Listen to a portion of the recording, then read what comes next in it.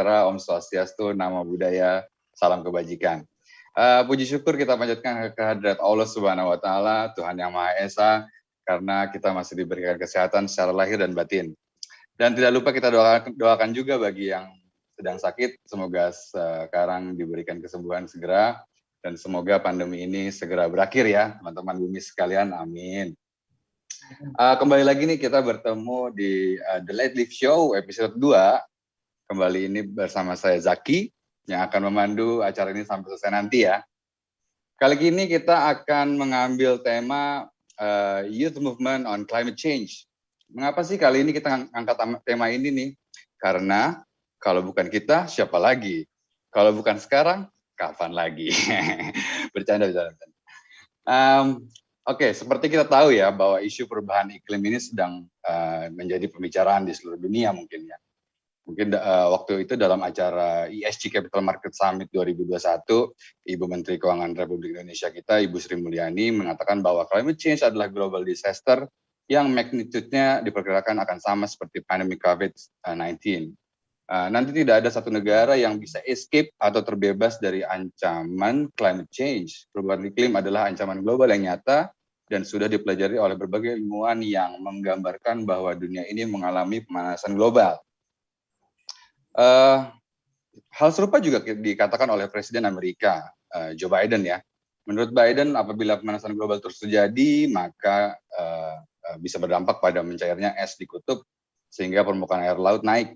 Bahkan Biden mengatakan apa yang terjadi di Indonesia jika perkiraannya benar, bahwa dalam 10 tahun ke depan, mereka mungkin akan memindahkan ibu kotanya karena akan tenggelam.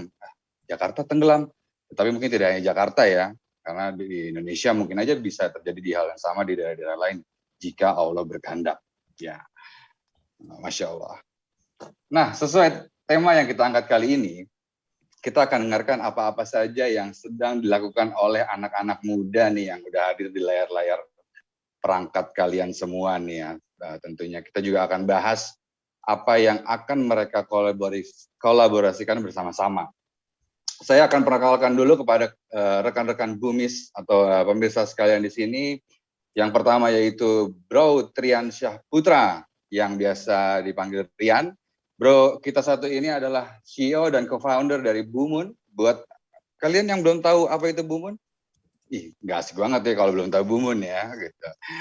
Nanti Bro Rian akan kasih tahu lebih detail ya. Gimana? Selamat malam Bro Rian. Apa kabar? Assalamualaikum warahmatullahi wabarakatuh. Selamat malam. Salam sehat semuanya. Oke. Yang kedua adalah Bro Niki Lauda Haryona. Selamat malam Bro Niki. Ya, malam semua peserta dan pemirsa. Bro Niki adalah seorang pembalap. Enggak. Bokap lo mungkin hobinya bokap lo pembalap ya kalau nggak salah dulu ya? Bukan, cuman pengen anaknya jadi pembalap. Pembalapnya pembalap sampah nanti, jadi di sampah ya. Bro Niki adalah co-founder dari Westlab Indonesia. Westlab adalah sebuah startup di bidang pengelolaan sampah, khususnya sampah plastik ya. Lengkapnya seperti apa, nanti Bro Niki akan ceritakan apa yang beliau dan timnya lakukan di Westlab Indonesia. Last but not least, seorang yang dengan segudang penghargaan internasional yang telah diterima, ya, banyak banget penghargaan internasional yang diterima satu orang ini, dengan teknologi Magic Box yang dimiliki, ada Bro Muhammad Fauzal dari Sampangan. Selamat malam Bro Fauzal. Selamat malam semuanya. Ya, tentunya nanti Bro Fauzal akan ceritakan lebih lanjut bagaimana keajaiban teknologi yang dimilikinya ya. Se-magic apa sih ini ya? Kita lihat ya. Oke, kita lanjut. Untuk yang pertama, mungkin kita akan dengarkan dari Bro Rian, dari Bumun. Lalu nanti akan dilanjutkan oleh Bro Niki dari Westlab, dan selanjutnya Bro Fauzal dari Sampangan. Nanti juga akan mereka bertiga akan mungkin dari Bro Rian akan ceritakan bagaimana bentuk kolaborasi yang akan mereka lakukan dalam misinya untuk perubahan iklim. Untuk kalian-kalian yang mau bertanya, dipersilahkan nanti ditanya di kolom chat room ya. Nanti pertanyaan-pertanyaannya akan saya bacakan dan saya akan tanyakan kepada para narasumber di sini ya. Oke, yes. Pertama giliran Bro Rian nih. Dipersilahkan Bro Rian. Nah, Bro Rian akan share screen. Kita simak semuanya ya, Bro Rian. Silakan Bro Rian. Oke. Gua izin share screen semuanya. Para Bumis. Oke. Bro Zaki kelihatan? Bro Niki, Bro Fauza? Kelihatan. Oke. Mungkin agak delay sedikit di YouTube live-nya. Oke, thank you atas kesempatannya. Jadi untuk The Let Live Show yang edisi kedua ini, kita membawakan sebuah edukasi, EduTalk, berupa temanya itu Youth Movement on Climate Change.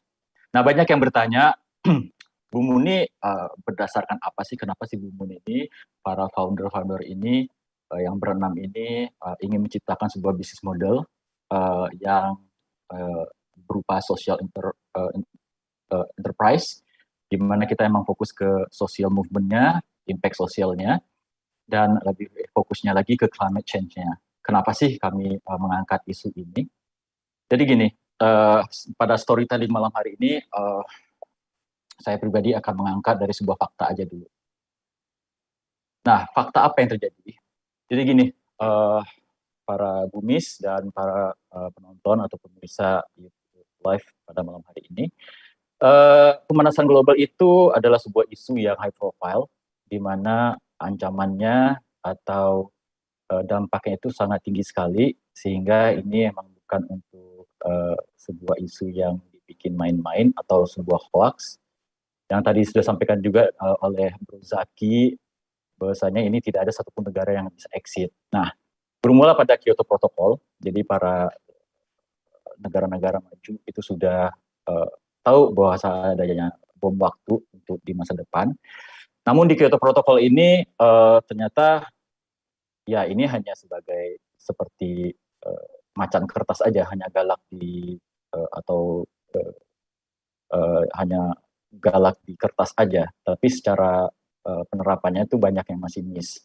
Nah, berjalannya waktu, Paris Agreement disahkan dan ini sedikit enforce, dipaksakan ke semua negara, bahwasanya harus dilimit nih, global warming ini harus di bawah 2 derajat Celcius dibandingkan dengan pre-industrial level.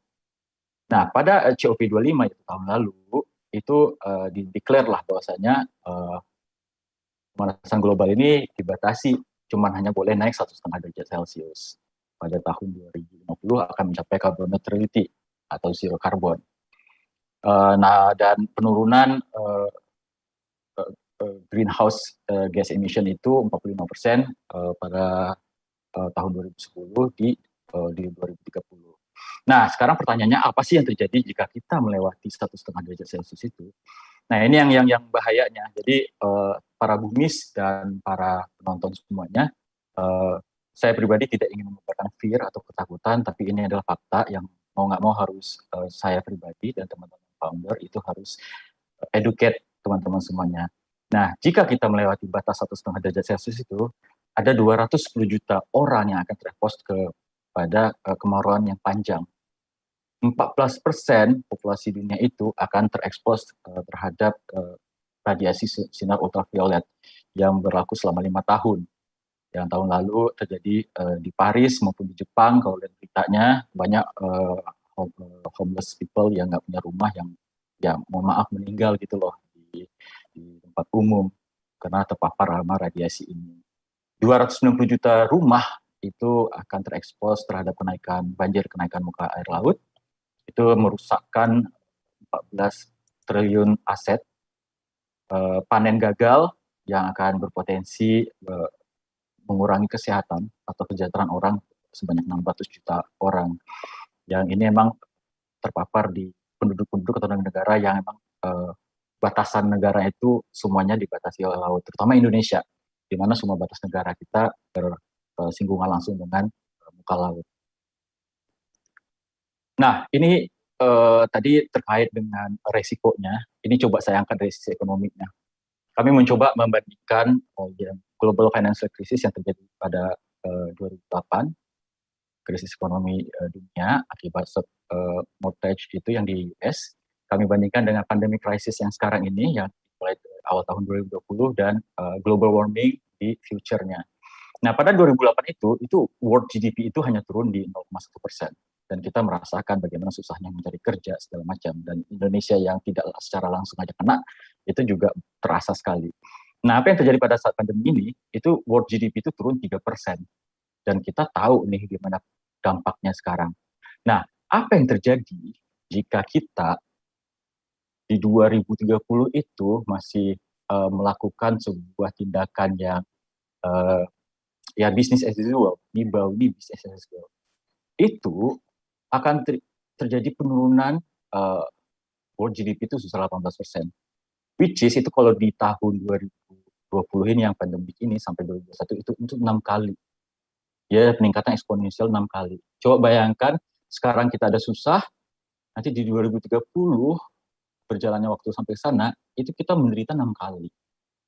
Nah itu kebayang berapa banyak layoff yang terjadi, PHK yang terjadi, kemampuan pangan kita, apakah kita mampu untuk menyetok pangan kita, dan itu potensial loss-nya itu 16 triliun dolar terhadap GDP tahun 2019 saya bandingkan, karena itu yang paling normal. Even walaupun kita comply nih, dengan Paris Agreement, maksudnya target Paris Agreement itu berhasil kita penuhin, itu kita berdampak 4%. Tetap terjadi penurunan, tapi hanya 1% tambahan dari pandemi. Maksudnya itu masih visible lah risk gitu. Lanjut, nah ini yang tadi sampaikan, bisa-bisanya Rian aja itu nambah-nambah ketakutan. Nah ini sebenarnya saya pengen lihat news yang ada di 27 Juli 2021 dan 30 Juli 2021, di mana di 27 Juli itu Ibu Menteri Keuangan kita, Sri Mulyani itu menyampaikan hal yang serupa, bahwasanya ada bom waktu di depan kita yang lebih parah dari pandemi ini. Nggak lama berselang, Biden juga ngomong, dan dia men-state langsung bahwa Indonesia yang termasuk potensi yang paling parah. Kenapa? Karena kita negara pulauan. Nah, dan kita termasuk ekonomi dunia yang nomor 16. Kita masuk G20, sehingga kalau kita terpapar sangat parah, berarti kita sangat bisa mempengaruhi world GDP turun lebih cepat gitu loh.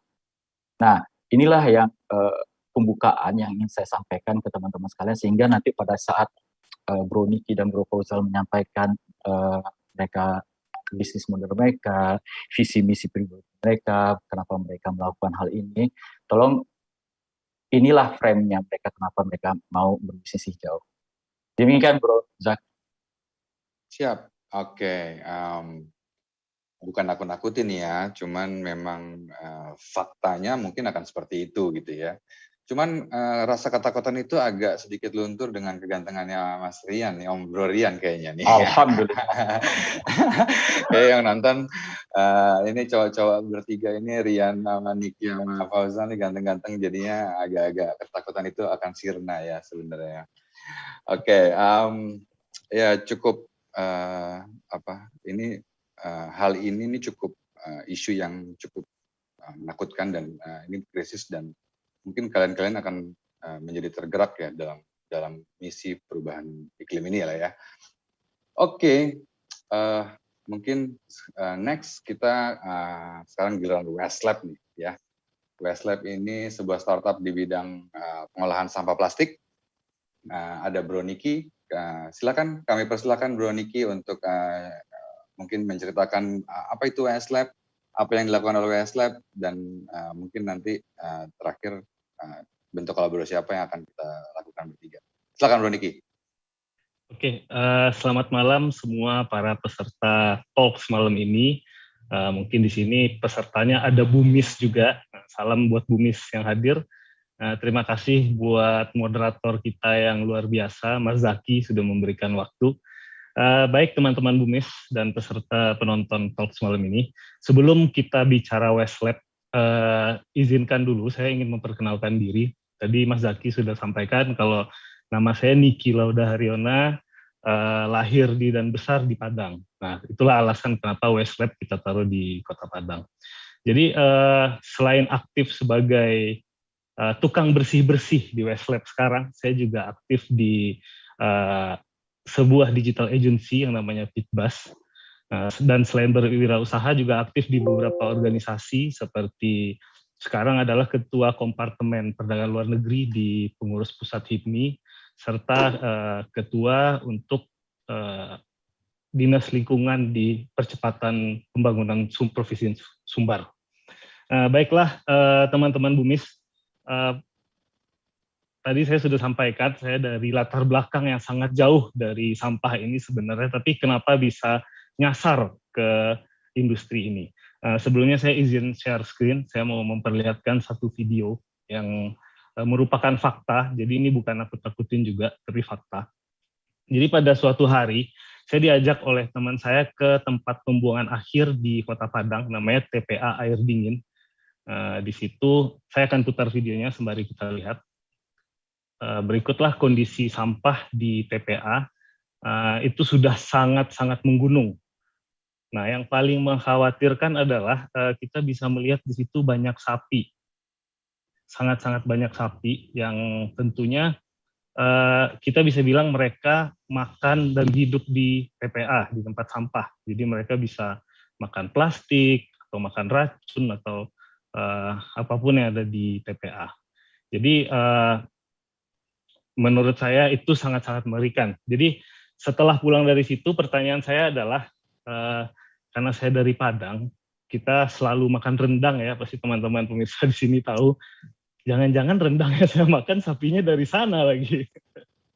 Jadi itu membuat saya curious soal, wah ini sampah permasalahannya apa sebenarnya? Karena kalau misal sapi makan plastik, tiba-tiba sapinya kena kanker, saya makan rendang yang dari situ kan sangat mengerikan ya.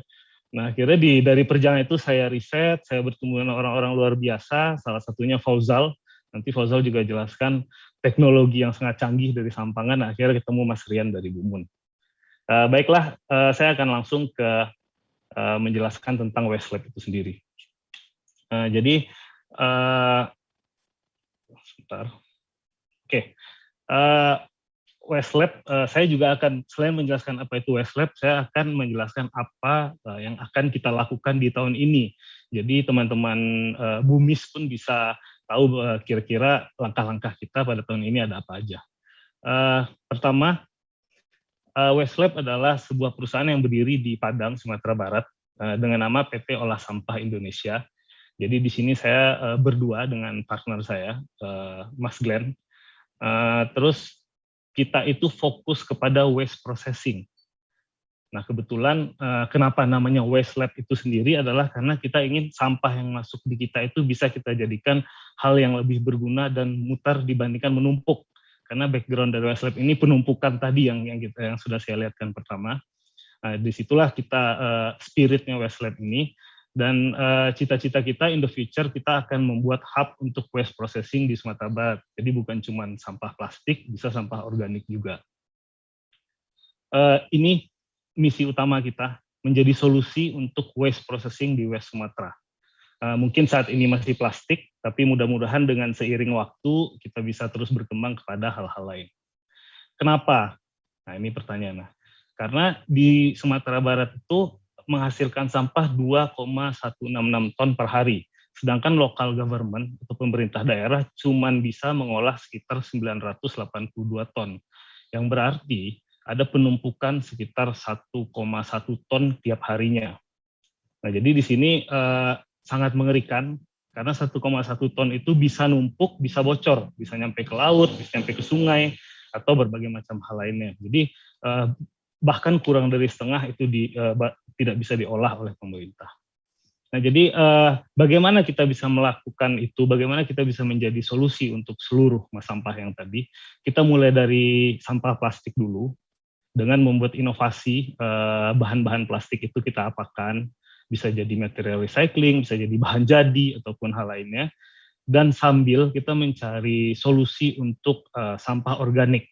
Yang insya Allah di bulan depan Westlab sendiri sudah mulai untuk mengolah sampah organik. Nanti akan saya jelaskan di slide berikutnya. Jadi dua major goal kita di 2020 itu pertama ada kita ingin 100 ton waste process dan revenue di 700 million. Jadi kita masih sangat-sangat baru, bootstrapping, masih tim kecil. Jadi mudah-mudahan di Desember ini kita bisa achieve untuk mengolah 100 ton dalam setahun. Strategi kita tahun ini adalah meningkatkan volume produksi dan kualitas, berkolaborasi dengan lokal bank sampah dan lokal community sambil mengekspan market kita. Nah, kebetulan di Sumatera Barat sendiri sangat banyak bank sampah yang dibantu oleh pemerintah, tapi ujung-ujungnya mereka sangat susah untuk bertahan karena tidak ada partner yang bisa bersinergi dengan mereka. Nah, kita mengambil kesempatan di bagian situ. Di sini menjelaskan tentang bagaimana cara kita menaikkan volume dan produksi kita. Pertama itu dengan cara memaksimalkan workflow dan manpower, lalu membuat disiplin kepada tim-tim kita untuk menjalankan SOP-SOP yang sudah kita buat. Nah, mudah-mudahan ketika kita bisa produksi atau merecycle lebih banyak, itu juga bisa berpengaruh kepada plastik yang sudah kita recycle dalam setahun, yang tentunya itu bisa membantu untuk menjaga lingkungan. Berikutnya, kolaborasi dengan bank sampah lokal. Itu di sini kita sudah sempat komunikasi dengan 5 bank sampah yang mungkin di bulan-bulan depan kita sudah mulai untuk merecycle sampah mereka dan membuat reward system kepada lokal community yang sudah men-store sampahnya kepada kita. Next, ini ada salah satu reward yang kita berikan kepada lokal community yang di sekitar site kita di bulan Ramadan kemarin. Seterusnya, expand our market and distribution channel. Di sini kita akan membuat relation management dan mengoptimisasi sosial media. Jadi mungkin teman-teman yang hadir di sini bisa follow Westlab Indonesia, numpang promosi nih Om Zaki. Kita bulan ini akan mulai gas di sosial media kita. Baiklah, ini seterusnya saya akan menjelaskan project dan produk kita. Jadi kita ada beberapa project juga. Yang pertama wall panel dan furniture di beberapa coffee shop. Lalu maggot farm, itu yang insya Allah bulan depan jalan. Yang itu akan mengolah sampah organik. Lalu untuk produk kita ada PP, HDPE, dan LDPE. Itu dari bahan seperti kursi, ember, gelas aqua, dan lain-lain. Ini contoh yang lagi kita kerjakan di salah satu coffee shop di Padang. Jadi itu kita bisa lihat dari sampah plastik itu nanti kita jadikan material untuk kursi dan meja plastik itu. Di sini kita juga kolaborasi dengan beberapa partner untuk mengerjakan ini. Lalu maggot farm, ini proses kita sekarang yang mudah-mudahan di sebulan atau 2 bulan ke depan sudah bisa beroperasi dengan baik. Baiklah. Ini tim kita, jadi saya ada Niki di sini sebagai co-founder, lalu ada Salvira Milanozen juga co-founder, dan Ade Rahayu beserta Arif, tim kita. Nah mungkin itu saja yang saya sampaikan buat Westlab, karena sebenarnya simple, kita merecycle plastik, apapun plastik kita jadikan material, simple begitu. Dan saat ini kita berpartner dengan Sampangan, yang teknologinya sangat luar biasa, nanti dijelaskan sama Fauzal, dan mudah-mudahan kolaborasi Westlab dengan Sampangan bisa akan lebih luar biasa kalau ditambah dengan kolaborasi dengan Bumun. Nah, jadi kebetulan saya juga Bumis di sini. Sebelum kita pindah ke narasumber berikutnya, ayo Bumis kita hold terus. Oke, terima kasih Mas Zaki. Thank you. Keren nih, Bro Niki juga Bumis nih. Tinggal Bro Fauzal kayaknya belum beli nih ya. Jadi betul kayaknya abis ini. abis ini beli lah ya. Oke. Nah, jadi kalau Westlab nih sekarang masih fokus di Sumatera Barat karena emang di Sumatera Barat pun itu cukup masih luas lah ya, masih banyak yang harus diberesin di sana ya. Tapi ya nggak menutup kemungkinan dong harusnya nanti akan melebarkan ke seluruh Indonesia ya kalau kita kolaborasi bersama-sama ya, Bro Niki ya. Ya, siap. Okay. Sip, keren nih. Plastik kayaknya emang lagi banyak banget yang main ya sebenarnya. Ini dari sampah menjadi rupiah mungkin ya, itu seru banget. Oke, boleh di stop share bro, sorry. Oh iya. Thank you.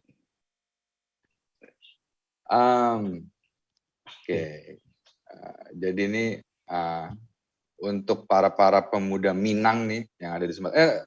Ininya di mana ya bro? Site-nya di Sumatera Barat, di Padangnya di mana ya? Kota Padang ya? Lokasi kita di Padang, di daerahnya namanya Lubuk Minturun. Nah, mungkin ada nih teman-teman yang nonton dari Padang sekarang bisa main ke site kita. Oke. Di sana ya. Oke, nanti yang pemuda Minang nih yang mau main ke site-nya Westlab bisa tuh nanti mungkin nanti ke depannya kalau ngasih sampah akan dapat token Bumun, bisa jadi. Kita lihat, kita tunggu aja nanti. Nah, oke nih, sekarang Saya mau cerita kemarin mungkin di Telegram Live, saya sama Rian, sama Bro Niki juga kita menyambangi sebuah site atau apa disebutnya hub kali ya di daerah Bogor. Ini site-nya punya Sampangan, itu keren banget ya. Penasaran gimana kan ya sebenarnya? Kemarin kita juga sempat share berita-berita yang tentang Magic Box ini. Kalau nanti kita dengerin lah ya dari narasumbernya langsung, dan ini keren banget sih menurut gue. Yuk kita dengerin Bro Fauzal nih sekarang cerita tentang Sampangan. Oke. Silakan Bro Fauzal. Oke, sebentar ya, izin share screen.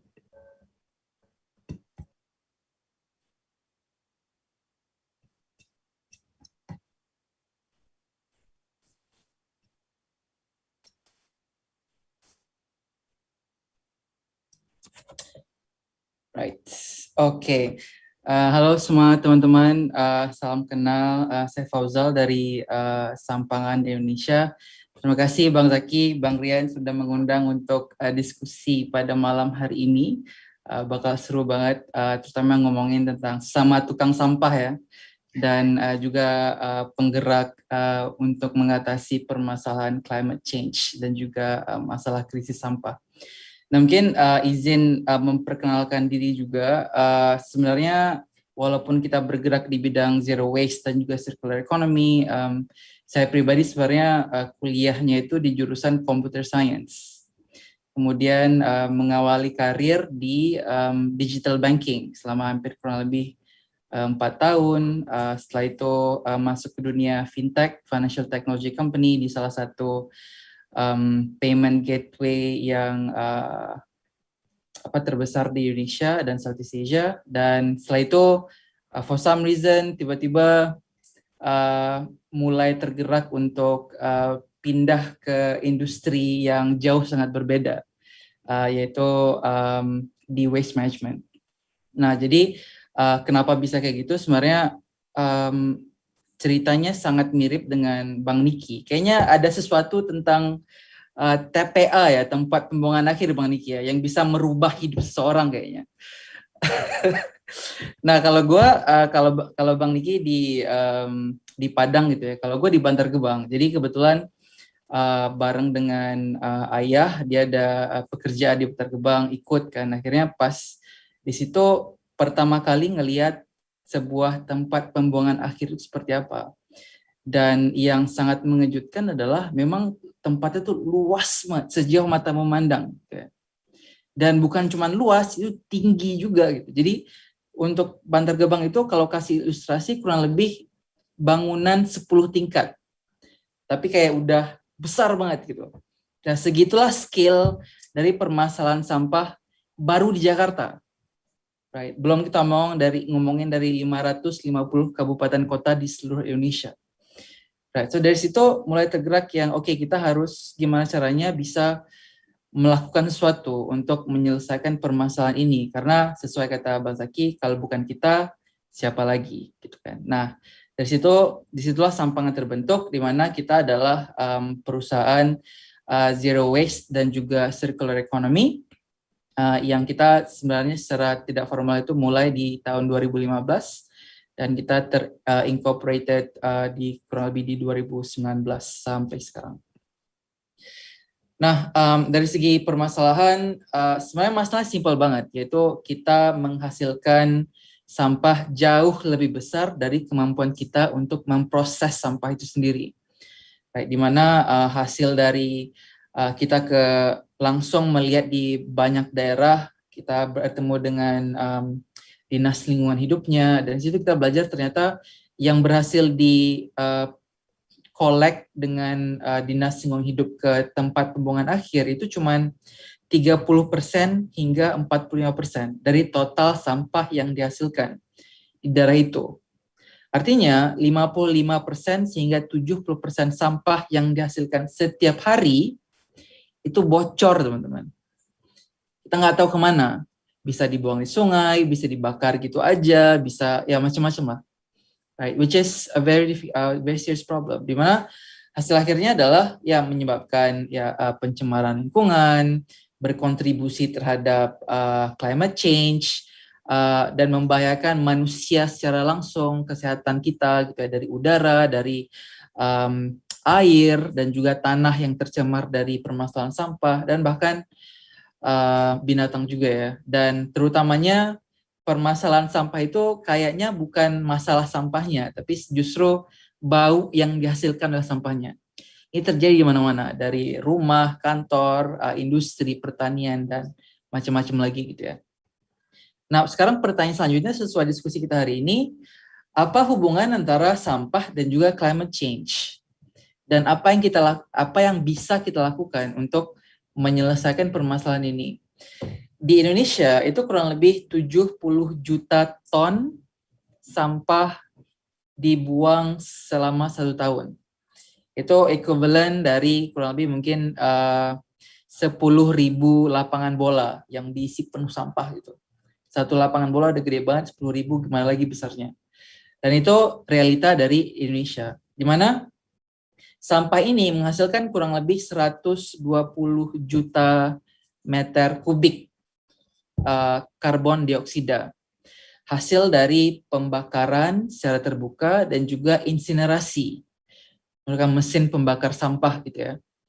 Ini direct impact dari sampah itu sendiri.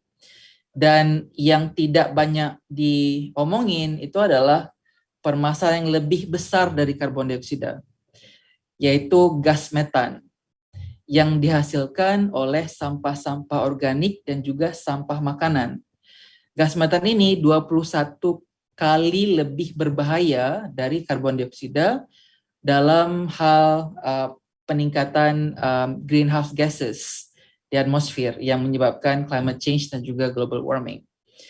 Dan kenapa ini lebih berbahaya? Karena bukan cuma 21 kali lebih berbahaya dari karbon dioksida, tapi dari 70 juta sampah ini yang dihasilkan per tahun, 70%-nya adalah sampah organik yang menghasilkan gas metan. Nah, ini sebab ini adalah alasan kenapa permasalahan sampah bisa mengefek climate change secara langsung, karena terhasilnya karbon dioksida dari pembakaran terbuka dan juga insinerasi, dan juga organic waste dan juga food waste yang dibuang di mana-mana termasuk di tempat pembuangan akhir. Dan dari situ Sampangan di sini untuk dalam sebuah misi menyelesaikan krisis sampah dan juga krisis climate change dan juga mengakselerasi circular economy menggunakan sebuah teknologi yang kita panggil sebagai carbonization process, atau kalau di luar negeri kita panggilnya magic box. Kurang lebih bentuk seperti ini. Ini versi yang satu versi sebelumnya. Unitnya nggak besar, cuman 2 kali 3 meter. Jadi kayak ini ukuran manusia ya, manusia Indonesia khususnya. Jadi sudah disesuaikan.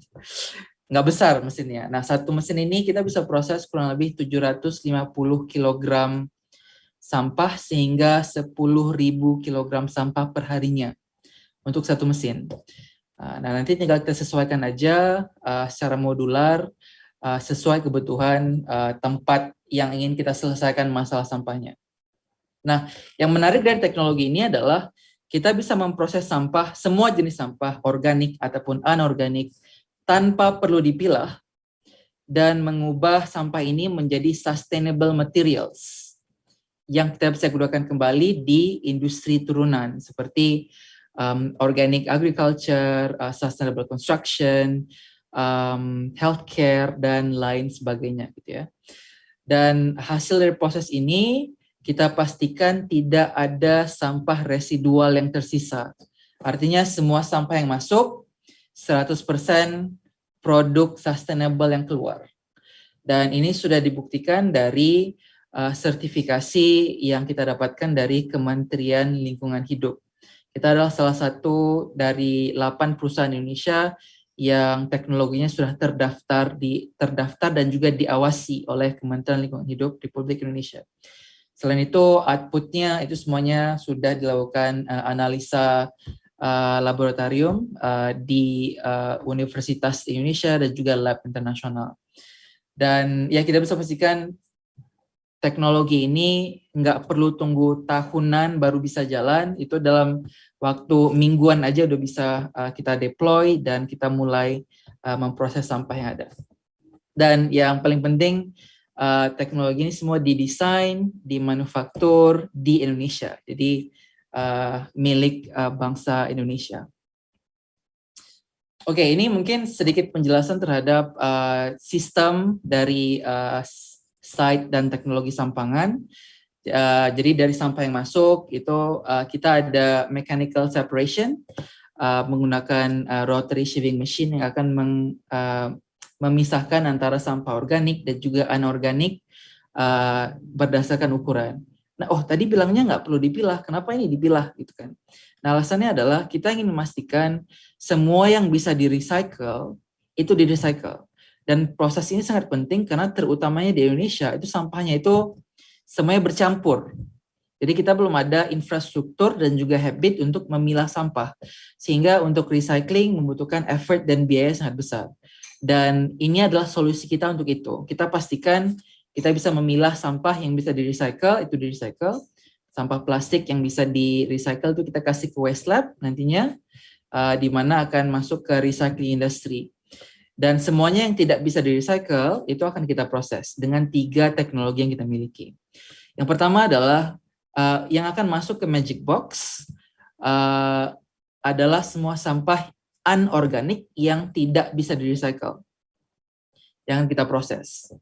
Yang kedua adalah sampah-sampah organik yang keras, jadi seperti kayu, cangkang, dan sebagainya. Hasil proses kita dengan proses karbonisasi, yaitu proses menggunakan radiasi panas. Itu prosesnya sama kayak kalau kita masak nasi pakai rice cooker ataupun oven gitu ya. Jadi kita nggak bakar sampahnya, tapi menggunakan radiasi panas. Akan terhasil beberapa produk yang terpisah secara sendirinya. Jadi semua yang organik akan menghasilkan karbon aktif yang kita bisa gunakan di berbagai macam industri. Akan saya ceritakan setelah ini. Yang kedua, sampah plastik ataupun gas berbahaya yang dihasilkan dari proses ini akan kita konversi secara organik menjadi asap cair yang kita bisa gunakan sebagai biodisinfectant untuk membantu memerangi virus dan juga bakteri, dan juga biopestisida di organic agriculture. Dan yang ketiga, sampah plastik itu semua akan menjadi crude oil kembali. Jadi sampah plastik bakal cair, kemudian karena di dalamnya panas akan menjadi gas. Nah, gas ini akan kita di mesin Magic Box ini akan diproses dan akhirnya akan terhasil lagi crude oil menjadi sumber asalnya. Dan kita proses lagi menjadi biokatalis. Nah, jadi biokatalis ini kita gunakan untuk energi efisiensi dari proses Magic Box ini. Nah, sehingga carbon footprint yang kita hasilkan itu sangat rendah. Kemudian itu proses pertama. Proses kedua, semua sampah organik akan kita masukkan ke dalam underground biodigester.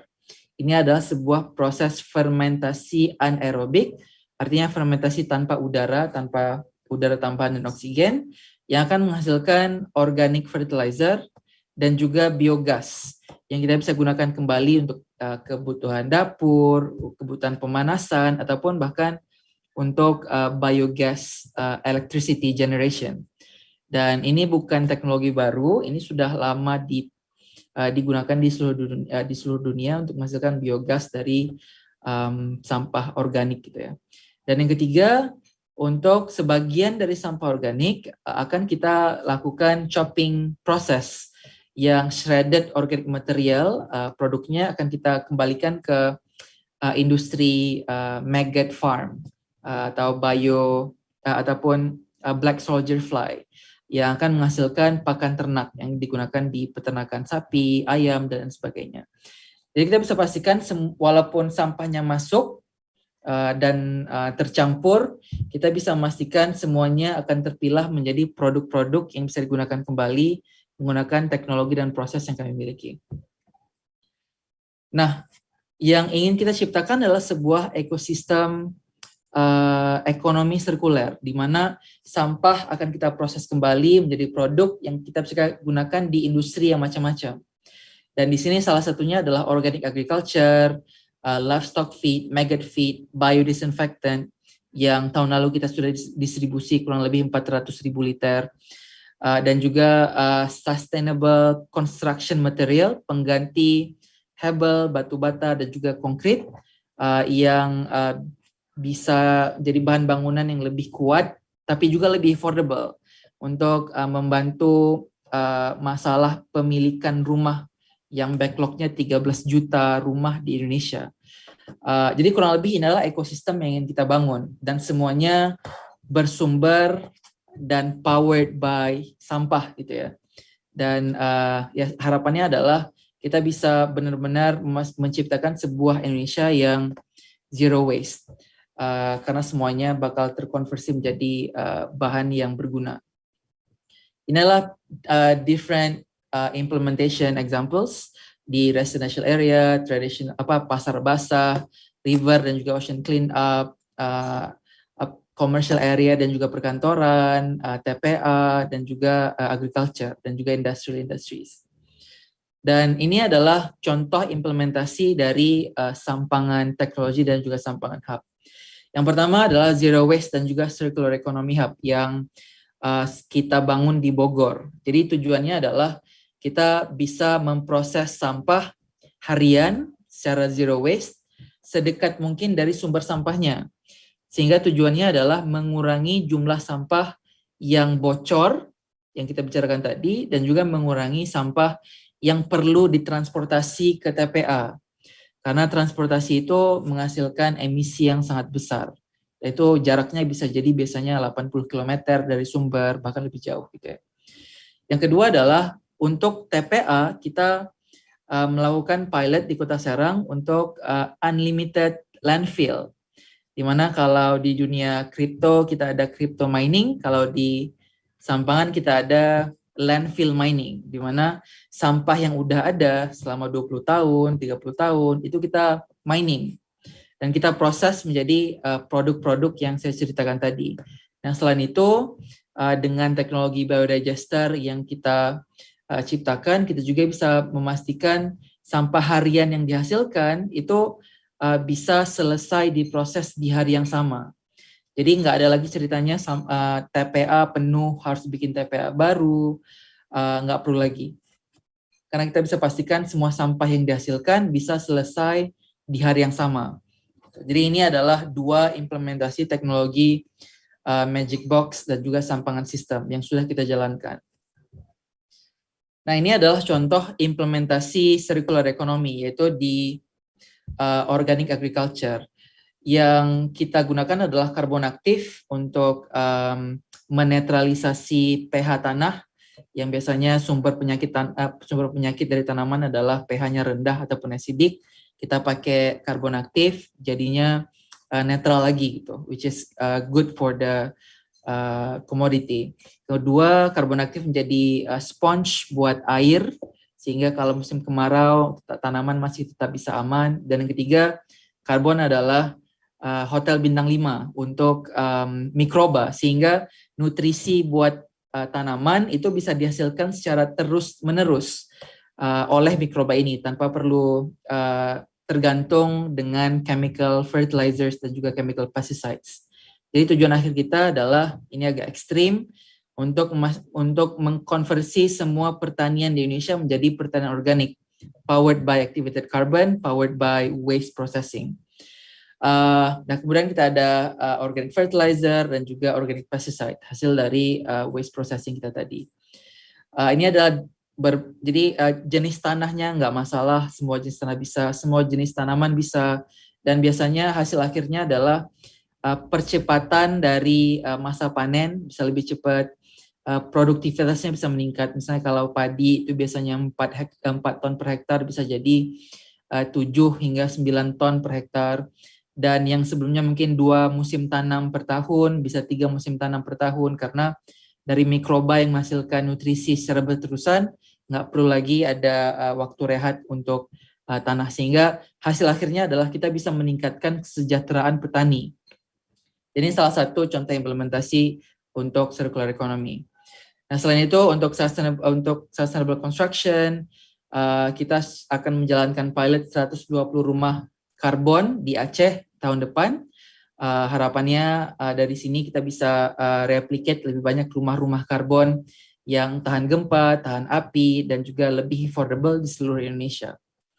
Dan ya kita sudah untuk plastic waste specifically kita bekerja sama dengan industri untuk memproses 75.000 ton sampah plastik untuk 10 tahun ke depan. Ini dari satu, harapannya dengan ini sampah plastik dari industri kita bisa proses semuanya di seluruh Indonesia.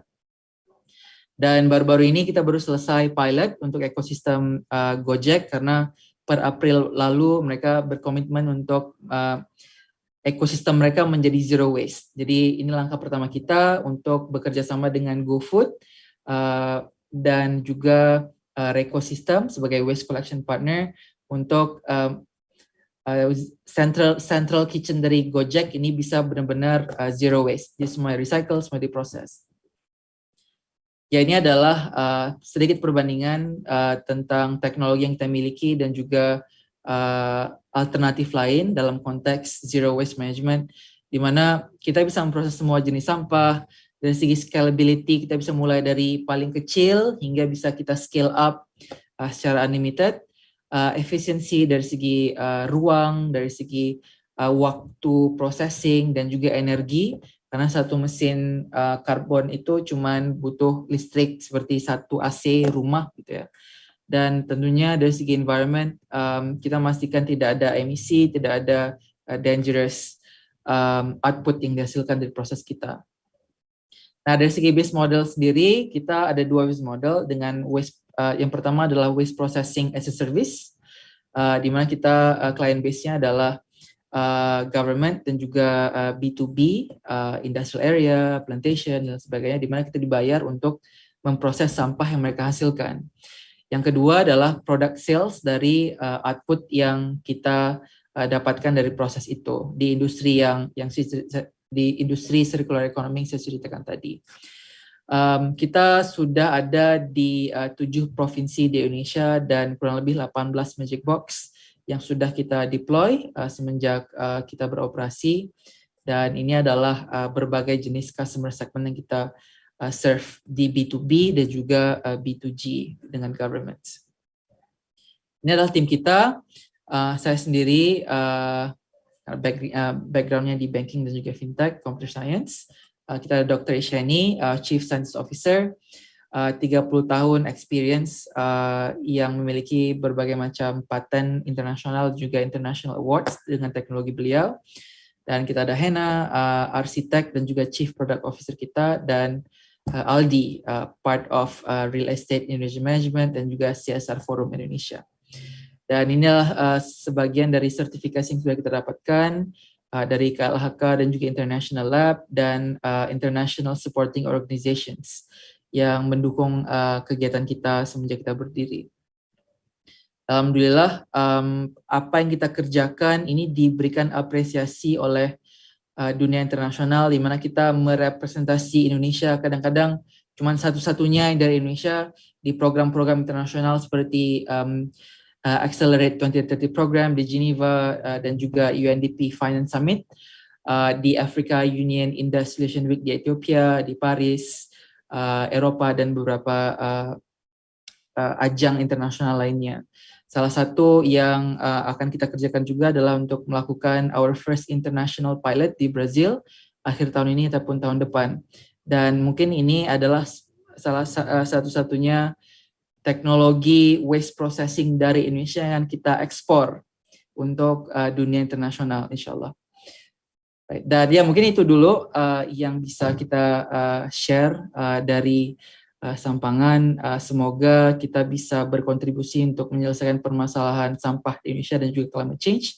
Dan kita sangat open untuk bisa berkolaborasi dengan semuanya, karena masalah sampah ini udah sulit, jangan kita persulit lagi dengan kompetisi, tapi kita perbanyakkan kolaborasi. Terima kasih. Ya, saya balikan kembali ke Bang Rian dan juga Bang Zaki. Keren banget. Oke, boleh stop share bro, sorry. Oke. Itu gila-gila banget sih, gue amazed banget sih sama Bro Fauzal nih. Sama anak-anak muda 3 orang ini ya, termasuk gue aja 4 lah ya. Eh, dalam misinya untuk memining sampah lah ya. Mungkin kita balik lagi ke Bro Rian nih. Nah, kalau di Bumun sendiri nih, gimana sih sebenarnya kalau Bumun nih nanti peranannya terhadap climate change ini? Coba boleh di-share lagi, Bro Rian. Nanti setelah ini kita baru tengah jawab ya, diskusi ya. Oke, thank you Bro Zaki. Jadi itu teman-teman Bumis dan para penonton YouTube Live tuh, kita punya kolaborasi, kita punya mitra strategis saja udah sekeren ini gitu Pak. Gimana nggak Bumis pada bangga nih. Oke, tadi kita bicara fakta, jadi saya janji terkait storytelling ini. Jadi framework dari storytelling ini kami akan berbicara tentang fakta, tadi sudah disampaikan di awal sekali. And then problems, habis itu solusinya. Nah, sekarang kita masuk ke tahapan problems. Indonesia itu problemnya seperti apa sih? Nah, Indonesia itu sendiri, itu problemnya, ini saya kutip aja langsung, karena saya nggak mau, ini ngomongnya atas subjektif, tapi kita ambil dari tokoh yang terkenal aja di Indonesia. Oke, Bu Sri Mulyani lagi saya ambil, karena ini tokoh yang sangat bagus untuk dijadikan panutan di sisi kesejahteraan dan ekonomi. Nah, tadi teman-teman ingat terkait Paris Agreement dan COP25, terkait semua negara di-enforce, dipaksa untuk mereduksi dia punya produksi karbon di negara masing-masing. Tapi pertanyaannya adalah, kalau kita bicara tentang negara maju, mereka kuat dari segi APBN-nya atau pendapatan negaranya. Tapi bagaimana dengan negara berkembang, even negara yang tier 4, yaitu negara miskin? Bagaimana mereka bisa mengurangi produksi mereka, yang itu nanti akan berdampak kepada pertumbuhan ekonomi mereka. Mereka disuruh, dipaksa, kita, negara berkembang dan negara miskin, dipaksa menurunkan produksinya, itu rakyat kita pasti akan teriak. Kenapa teriak? Karena pertumbuhan ekonomi akan menurun. Nah, ini yang disampaikan sama Bu Sri Mulyani. Saya quote, dia punya pernyataan di 22 Agustus 2021 kemarin, kita memperjuangkan hak negara emerging untuk memperbaiki kemakmuran tanpa terbebani dengan kondisi yang tidak adil. Take and give jadi penting. Komitmen climate change tanpa pendanaan tidak akan bisa dijalankan. Kita akan terus mengatasi untuk climate change maupun dalam forum global yang lain. Nah, kenapa Bu Sri Mulyani menyampaikan seperti ini? Karena sebagai negara berkembang, Indonesia tetap harus mendorong perekonomian demi mengubah nasib kemiskinan yang masih tinggi. Jadi kita berbicara terkait urusin dulu nih kesejahteraan penduduk Indonesia, urusin dulu dapurnya rakyat Indonesia, dan baru kita bisa tuh merubah pola hidup rakyat Indonesia dari konvensional ke yang lebih ramah lingkungan seperti itu. Jadi saya underline mengubah nasib kemiskinan dulu. Oke, tahan di situ dulu. Saya lanjut ke dunia yang kian berubah, iklim kita semakin banyak perubahan. Ini saya quote dari National Geographic .grid.id di 8 Juni 2019, cukup lama. Dia quote-nya seperti ini. Kita yang kaya memiliki biaya untuk beralih ke energi bersih dan memotong kerentanan terhadap panas. Mereka sanggup karena mereka mampu dari segi finansial. Banjir dan lainnya. Namun masih banyak orang yang harus berjuang untuk memperoleh manfaat ekonomi dasar dari penggunaan bahan bakar fosil. Dia di sini men-state bahwasanya negara berkembang dan miskin itu masih ketergantungan dengan pertumbuhan ekonomi. Nah, dari sinilah Bu Mun mulai menggodok idenya, visi misinya. Kita mencari root cause. Kenapa sih susah sih? Tadi Bro Fauzal menyampaikan permasalahan sampah ini sudah pelik, sudah sulit sekali. Ya karena root cause-nya nggak diselesaikan. Nah, kita menyelesaikan root cause-nya dengan paralel langsung dengan climate change-nya. Nah, pain point-nya di mana? Nah, pain point-nya. Bagaimana sulitnya kita berubah gaya hidup kita konvensional ke yang lebih ramah lingkungan? Kita ambil contoh di Indonesia. Pertama, kita membutuhkan capital cost. Contoh, kalau teman-teman semua ingin memasang solar panel di rumahnya, kita ada initial investment. Contoh, solar panel itu harga 35 juta per panel gitu. Berarti kan teman-teman semua harus mengeluarkan uang di awal 35 juta. Sementara penghematannya 1.300 kilowatt. Dan itu kan berarti break even point-nya atau balik modalnya sekitar 10 tahunan lebih. Nah, berarti yang bisa menikmati ini kan hanya yang middle up. Bagaimana yang teman-teman yang middle low, seperti itu. Terus ini sebuah keilmuan yang baru. Tidak banyak yang mengerti tentang ini. Terus di negara kita juga ada legal barriers, ketidakpastian terhadap peraturannya, terus regulasi yang masih didraftkan. Terus yang namanya bisnis hijau atau industri hijau ini, itu tidak menarik kalau tidak ada insentif. Kalau di negara maju, sangat gampang. Pemerintahan sangat mendukung, full support, memberikan insentif berupa tax free, potongan terhadap pembelian renewable energy, terus pengolahan sampahnya mendapat insentif segala macam. Sehingga untuk scale up bisnis gampang. Tapi bagaimana terhadap negara berkembang maupun negara miskin. Terus marketing barrier. Ini maksud kami di sini adalah susah kita mengedukasi ini. Karena ini bukan sesuatu yang bisa mensejahterakan. Seperti itu. Terus mastery of teknologinya sendiri, yang tadi disampaikan Niki maupun Bro Fauzal, karena kita belum tune in banget di Indonesia ini. Terus yang paling penting sekali adalah rendahnya keterlibatan sosial. Sehingga hal ini kalau tidak diberesin root cause-nya, itu akan sulit sekali kita mencapai penurunan suhu bumi di 1,5 derajat Celcius di 2030. Itu poin-poinnya. Terus solusinya apa sih? Nah, solusi Bumun yang ini kami sampaikan dan sudah kami pitchingkan ke Sampangan maupun Westlab Indonesia adalah, nih, kami melihat dari value proposition-nya dulu. Kami mengambil survei dari McKinsey & Company, sebuah konsultan bisnis yang top tier lah di Indonesia ya. Jadi ada 4 pertanyaan yang kami sampaikan ke diri sendiri untuk self-assessment. Apa sih value proposition yang kita sampaikan sih untuk mengatasi root cause ini, dan yang akan kita sampaikan ke customer kita, calon customer kita, para bumis kita atau non-bumis kita.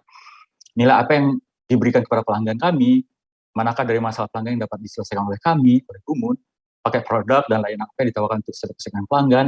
Nah, setiap segmen pelanggan ini ada yang customer base, ada yang mitra strategi, atau business base. Terus kebutuhan pelanggan mana yang dipuaskan. Jadi tiap-tiap pelanggan kami, mau itu mitra strategis kami, maupun itu end user kami, beda.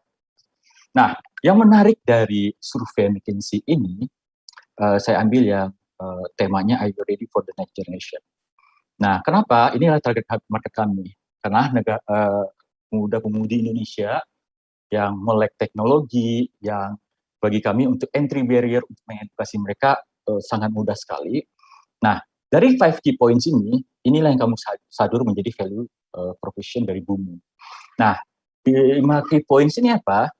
Jadi Gen Z itu, terutama di Asia Pasifik, itu mereka sangat gandrung dengan sosial media. Sehingga kami secara pemasaran, secara marketing, secara edukasi, ya seperti ini.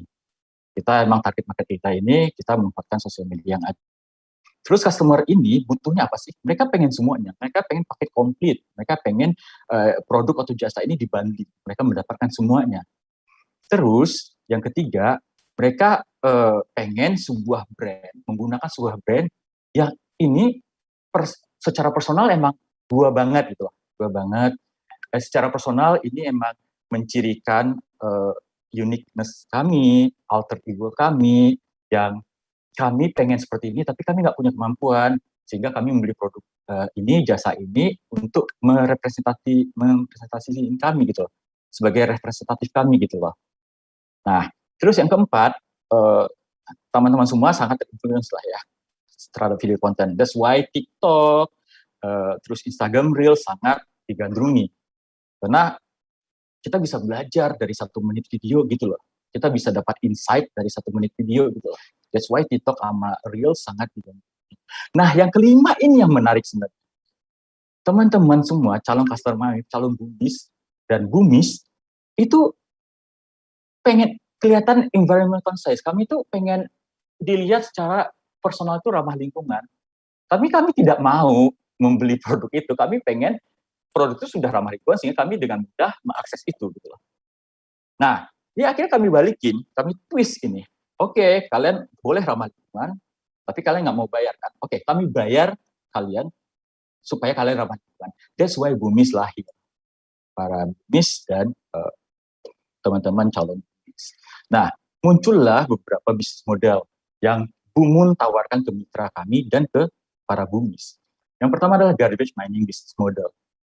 Dari para miners atau para pemulung personal atau pemulung profesional, tukang sampah, either itu apapun istilahnya, up to you. Seperti biasa akan ke recycle garbage, ke sampah biasa. Bumun warehouse ini bisa secara organik maupun inorganik. Maksudnya apa? Secara inorganik itu kalau sudah ada mitra kami di sana, you pakai mitra kami, fine bagi kami. Tapi kalau ada suatu daerah yang belum tereksplor, Bumun beserta Westlab dan juga Sampangan akan penetrasi ke pasar itu bersama-sama. Kenapa ini dilakukan? Mitigasi resiko dan mitigasi kapital. Sehingga secara ekonomi, keekonomian lebih visible. Dan kerjasama ini akan menjadi win-win solution bagi semua pihak. Mau itu dari customer maupun dari sisi bisnisnya. Terus di recycle, mendapatkan revenue. Nah, setelah mendapatkan revenue, nah bagaimana sweetenernya? Selain kalian mendapatkan rupiah di sini, kalian akan mendapatkan sweetener berupa Bumun token. Ini yang tadi key point yang disampaikan McKinsey tadi yang kelima. Kalian pengen memiliki personal brand ramah lingkungan, tapi kalian nggak mau membayar hal itu, ya udah nggak apa-apa, kami reward. Sehingga kami bercita-cita yang rendahnya keterlibatan sosial itu berubah menjadi kesadaran sosial yang lebih tinggi. Yang tadi awalnya gara-gara profit, dapatkan investasi berupa Bumun token, that's why bisnis model kita donation plus investment, slangnya seperti itu. Kalian awalnya terdorong gara-gara ada sweetener di depan. Kita memakai skema carrot and stick. Kami kasih carrot di depan kalian, tapi sebenarnya kami paksa untuk merubah gaya hidupnya. Lupa itu. Setelah 21 hari, terus-menerus seperti itu akan menjadi habit yang terus-menerus akan kalian miliki di bawah alam sadar kalian. That's the psikologinya, seperti itu. And then bagaimana sih? Nah, kami dengan para mitra kami itu pasti akan ada profit sharing. Nah, profit sharing itulah yang masuk nantinya ke mitra kami, itu akan menjadi net profit mereka dan akan menjadi ekspansi bisnis mereka. Nah, ini sangat penting bagi kami, teman-teman sekalian, bahwa mitra kami sukses di dalam bisnisnya dan sustain. Kenapa?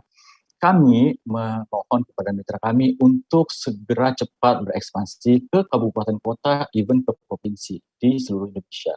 Why? Supaya social inclusion dan impact dari social movement kami ini terasa dengan cepat. Pak Rian, kenapa sih harus cepat-cepat? Karena kita sekarang sudah 2000. Kita sisa itu 9 tahun gitu loh. Dan kami tidak mau permasalahan yang pelik ini yang telah lama diketahui dan sangat susah sekali untuk diurai permasalahannya itu menjadi lebih sederhana, menjadi lebih visible, menjadi lebih, oh iya, saya sejahtera secara hidup, saya bisa makan 3 kali sehari, dan saya berubah gaya hidup saya. Jadi, ibaratnya sekali dayung 2 pulau terlewati gitu loh. Nah, inilah yang menjadi buyback-nya kami terhadap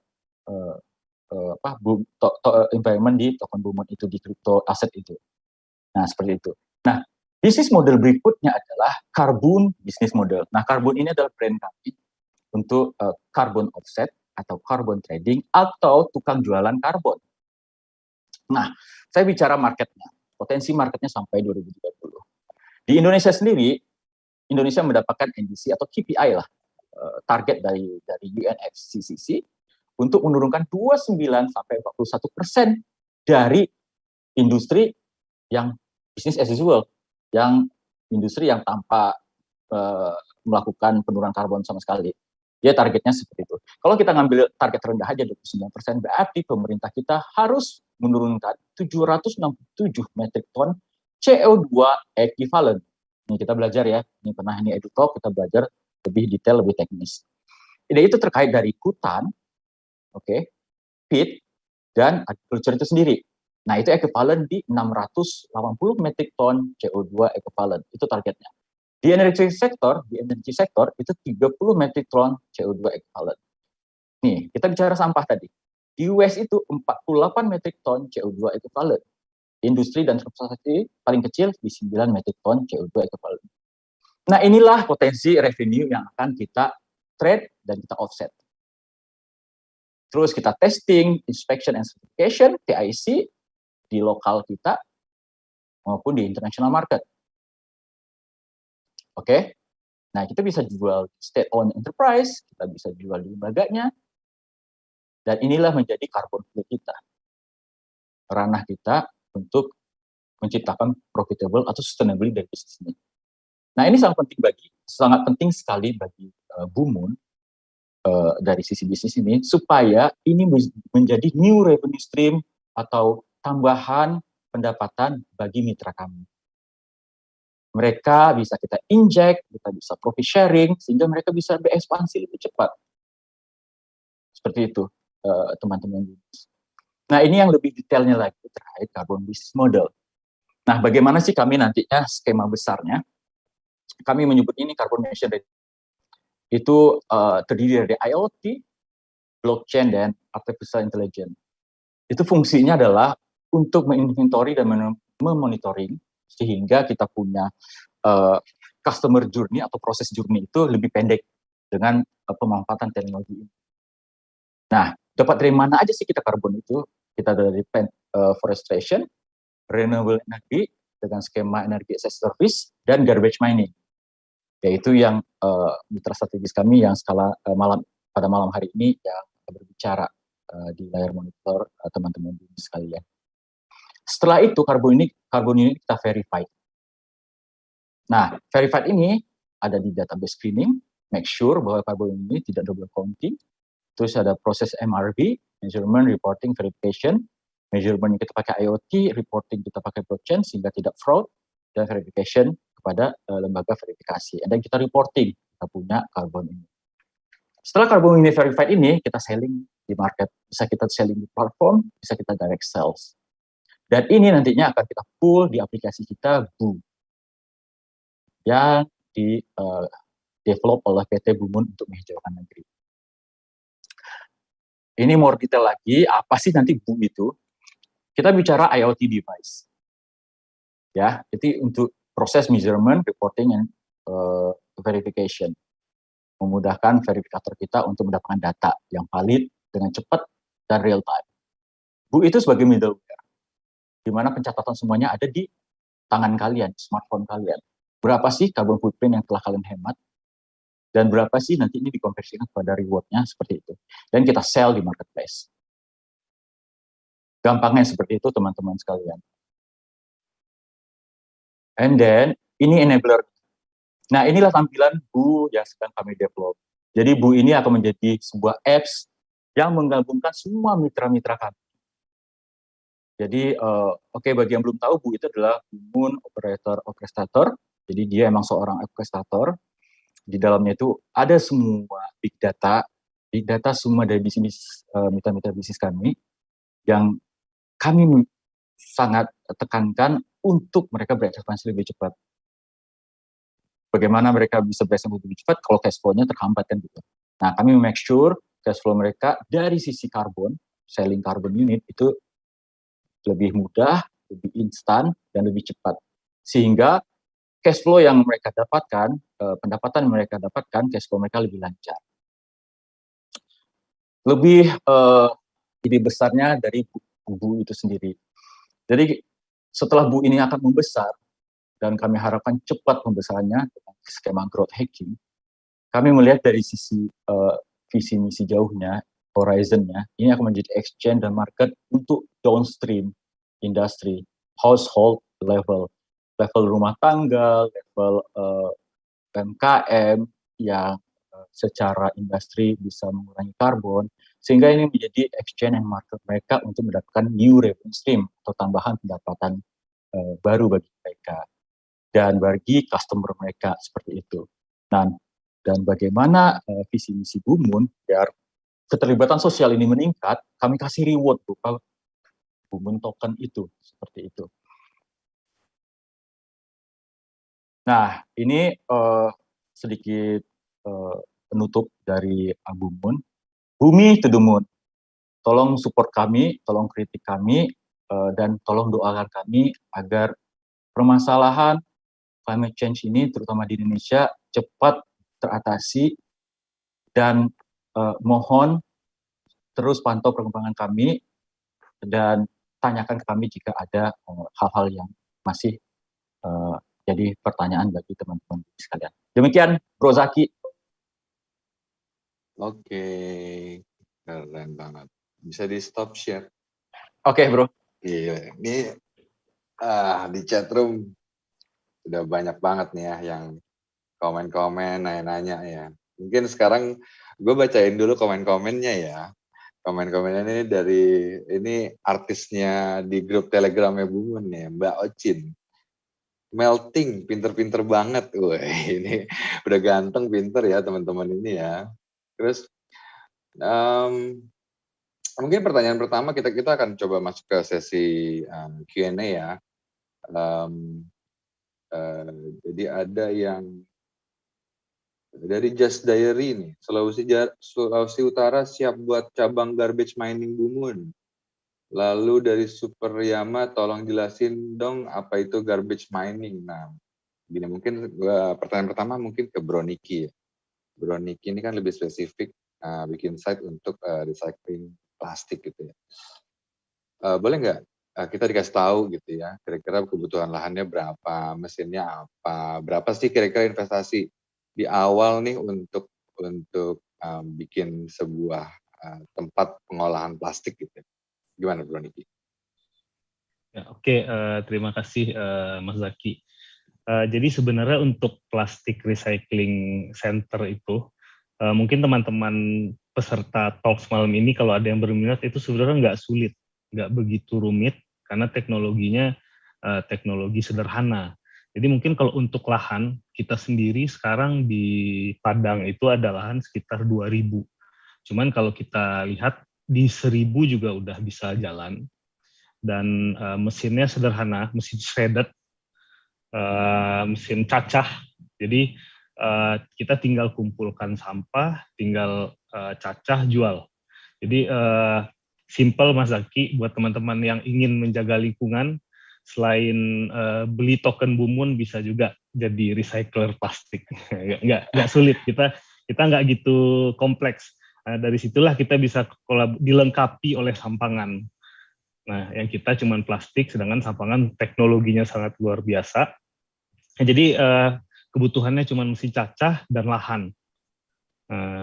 Segitu Mas Zaki. Untuk investasi mungkin kalau lahan ya variatif ya Mas Zaki, tergantung daerah ya, buat teman-teman juga.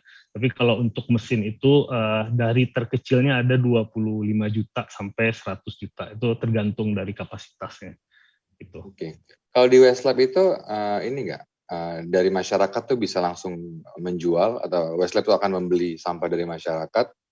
Lalu setelah dicacah dan diolah, Westlab ini memprosesnya menjadi produk kah atau hanya menjual plastik cacahan? Saat ini kita menerima sampah dari masyarakat dan juga beli dari pemulung ataupun pengepul.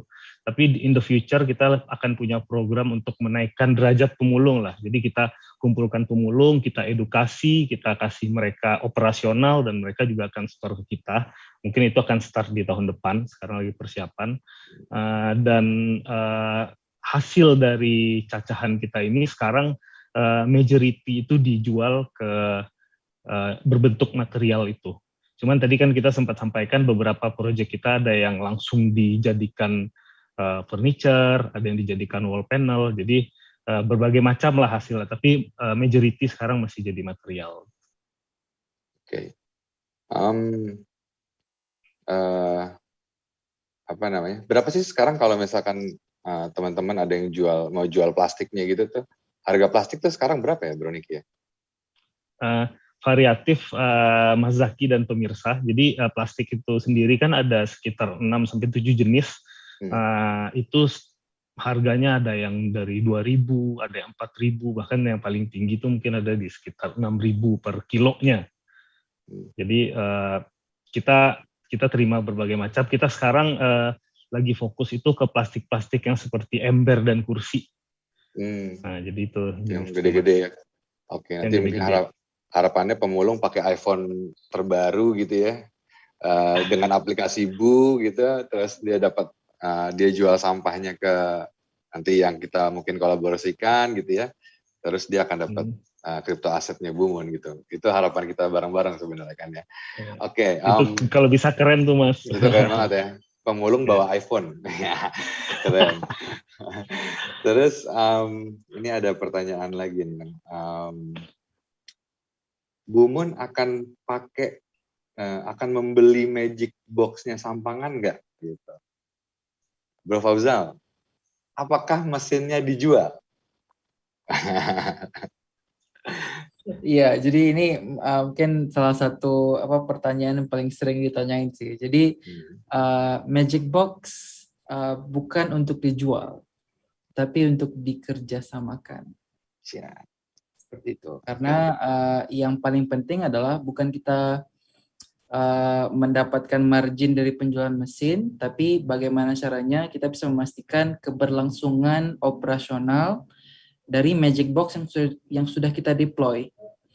Nah, biasanya permasalahan paling besar kalau jualan mesin ini atau beli mesin ini, pasti ada waktu maintenance-nya lah, bermasalah, maintenance-nya lama, ataupun yang paling parah, mesinnya jadi terbengkalai. Itu biasanya kejadian di hampir semua tempat sih. Nah, karena kita mengerti itu yang ingin kita hindari. Makanya semua site yang Sampangan lakukan saat ini itu semuanya dalam pola kerjasama, di mana kita berkontribusi bersama-sama dari segi operasional, business model, business development, sehingga cost of investment dan juga operasionalnya di-sharing bareng-bareng. Seperti itu, Mas. Okay. Sekarang berarti ada berapa site tuh ya yang sekarang beroperasi? So we roughly have 7 ada 7 provinsi kurang lebih. Dan berarti apa aja tuh? Nah, coba saya cek. Tadi ada mostly dari Sumatera, tapi kalau misalnya di Jawa itu mostly di Serang dan juga Bogor. Kita ada satu site di Bali, tapi saat ini mesinnya masih belum beroperasi karena kita sedang mencari local partner sana. Mungkin kalau ada teman-teman di sini pada like Bumis yang dari Bali, mungkin kita bisa bekerja sama gitu ya. Bisa banget. Sangat ya. Jadi ya Bali masih ada satu mesin tuh yang belum beroperasi. Teman-teman Bali ntar hubungi kami ya. Kami akan jadi maklarnya. Kan ini manajer kami ada Bang Zaki. Oh ya. Oke. Apa tadi gue jadi lupa kan. Bro Fauzal, ini 3 teknologi tadi tuh Magic Box, terus apa yang ditanam di bawah tanah namanya? Biodigester. Biodigester, sama satu lagi yang shredder biasa ya. Ya, shredder ya. Itu kan akan jadi banyak produk turunan ya. Crude oil, liquid smoke, terus karbon aktif. Itu kalau nggak salah kita pernah ngobrol, itu kan sudah dijual. Gue pernah lihat sih ada di toko, di Shopee atau di Bukalapak gitu ya. Tokopedia ya. Nah, itu boleh nggak sih? Itu dijual secara langsung atau boleh nggak sih ada resellernya? Oh, boleh banget. Justru sebenarnya yang di Tokopedia itu bukan brand kami, tapi partner brand. Oh, oke. Nah, di mana kita jadi white label kan. Jadi kita sebagai manufacturer, kita yang masukkan produk-produk turunannya. Itu nanti the brand owner ini yang akan dari segi packaging, dari segi marketing digital media ataupun marketplace itu dari mereka. Bahkan sampai kayak storytelling, testimoni segala macam itu akan kita support. Jadi sangat sangat bisa. Kalau misalnya ada yang berminat, boleh banget kita bisa bekerja sama. Oke. Pertanyaan lagi. Mesin ini kan zero waste ya, benar-benar zero waste ya, dan produk turunannya itu bisa dimanfaatin untuk macam-macam sampai untuk dari sisi agriculture nanti akan disupport oleh karbon aktifnya gitu ya, harapannya ke depan gitu ya. Rintangannya apa sih Bro Fauzal?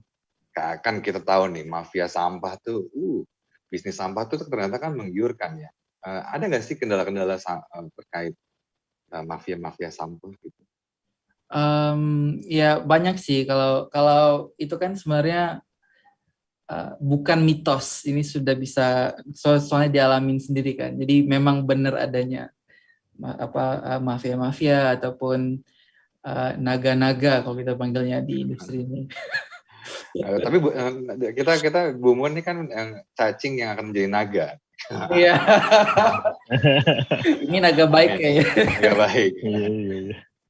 Kita butuh jadi naga juga Bang Zaki soalnya. Karena cuman dengan itu kita bisa benar-benar memberikan kontribusi nyata kan. Jadi mau nggak mau harus. Nah cuman dari segi tantangan sebenarnya banyak sekali karena ya mungkin for some reason kalau sampah itu selalu sangat kuat kompetisinya Mas Zaki. Itu sangat disayangkan sebenarnya karena kompetisi yang kita lakukan ini sebenarnya merupakan limitasi buat kita semuanya gitu. Nah, andai aja kita semuanya bisa benar-benar kayak berkolaborasi dengan memanfaatkan kemampuan dan kekuatan masing-masing gitu ya. Jadi complementary itu justru peluangnya itu jauh lebih besar. Itu dari segi bisnis. Kalau dari segi dampak juga pasti lebih besar. Dimana misalnya kita bisa memformalkan industri informal pemulung. Kalau misalnya semuanya itu sudah jadi satu ekosistem kan. Di mana semua pemulung-pemulung ini bisa menjadi bagian dari ekosistem kita, mereka terdaftar, mereka mendapatkan perlindungan asuransi, mereka bisa mendapatkan akses ke financial products yang legit ya, bukan kayak yang aneh-aneh gitu ya, digital loan shark ataupun apapun itu gitu ya, nggak bisa sebut merek. Nah ini adalah harapan terbesarnya. Jadi mungkin yang pertama mungkin pemahaman dari situ yang agak sulit karena in a way kebanyakan dari generationnya kita ini kan istilahnya kayak anak bawang lah istilahnya ya, kayak anak baru lahir tiba-tiba udah, jadi kayak yang mereka on the other hand mereka udah 10 tahun, 15 tahun beroperasi, di mana value chain-nya itu udah benar-benar kayak terintegrasi ke semua dari supply ataupun dari pembelinya, itu udah ada kayak, udah lengkap lah. Sehingga kalau misalnya ada yang mau masuk kayak, lu siapa sih gitu? Kayak, ngapain main di sini, main tempat lain aja gitu. Right? Which is sebenarnya sangat disayangkan. Karena yang paling ditakutkan biasanya adalah ini yang kita dengar sendiri ya, jangan sampai gara-gara lu di sini harga jadi jatuh. Jangan sampai serem banget. Nah itu, tapi itu kejadian nyatanya kan. Sebenarnya justru dengan adanya banyak yang masuk, kita bisa menstabilkan harga di harga yang seharusnya. Yang kalau harganya udah stabil, ya itu pasti bakal memberikan manfaat ke semua orang di dalam ekosistem itu kan. Itu contoh pertama dari segi ya sesama pemain lah. Nah dari yang kedua adalah mungkin agak susah untuk memperkenalkan sebuah teknologi ataupun metode baru. Right? Misalnya teknologi karbonisasi, right? Itu nggak ada di kitab undang-undang manapun di Indonesia, Pak Zaki. Paling canggih itu insinerator. Lebih canggih dari situ sanitary landfill, dimana kayak sampah terus taruh tanah, sampah taruh tanah gitu ya, kayak kucing kalau lagi buang lagi pup kan gitu. Jadi kayak gitulah kurang lebih. Nah, yang jadi susah adalah ketika kita mau memasukkan teknologi kita ke sana, itu edukasinya susah. Walaupun ada yang bilang, oke, gue pengen, right? Pasti kayak, tapi ini pakai peraturan yang mana ya? Right? Justru akhirnya birokrasi yang akhirnya memperlambat penyelesaian masalah yang justru notabene sangat mendesak dan harus diselesaikan bukan besok tapi kemarin sebenarnya, gitu ya. Itu yang kedua dari segi nomenklatur ataupun peraturan. Sehingga yang dimintain kita macam-macam. Oh, mana izin ini, mana izin itu. Sedangkan kayak for us is a bit difficult karena izin teknologi, sehingga tidak ada peraturan yang belum ada standarnya yang bisa kita kesana kan. Nah, yang ketiga adalah dari permasalahan budget itu sendiri. Kalau misalnya dari pemerintah spesifik ya. Dari 550 kabupaten kota di Indonesia, itu yang disarankan adalah 5% dari APBD adalah untuk lingkungan hidup. Nah, rata-rata dari semua yang kita udah temui dan data yang kita dapatkan itu rata-rata cuma 1,5%.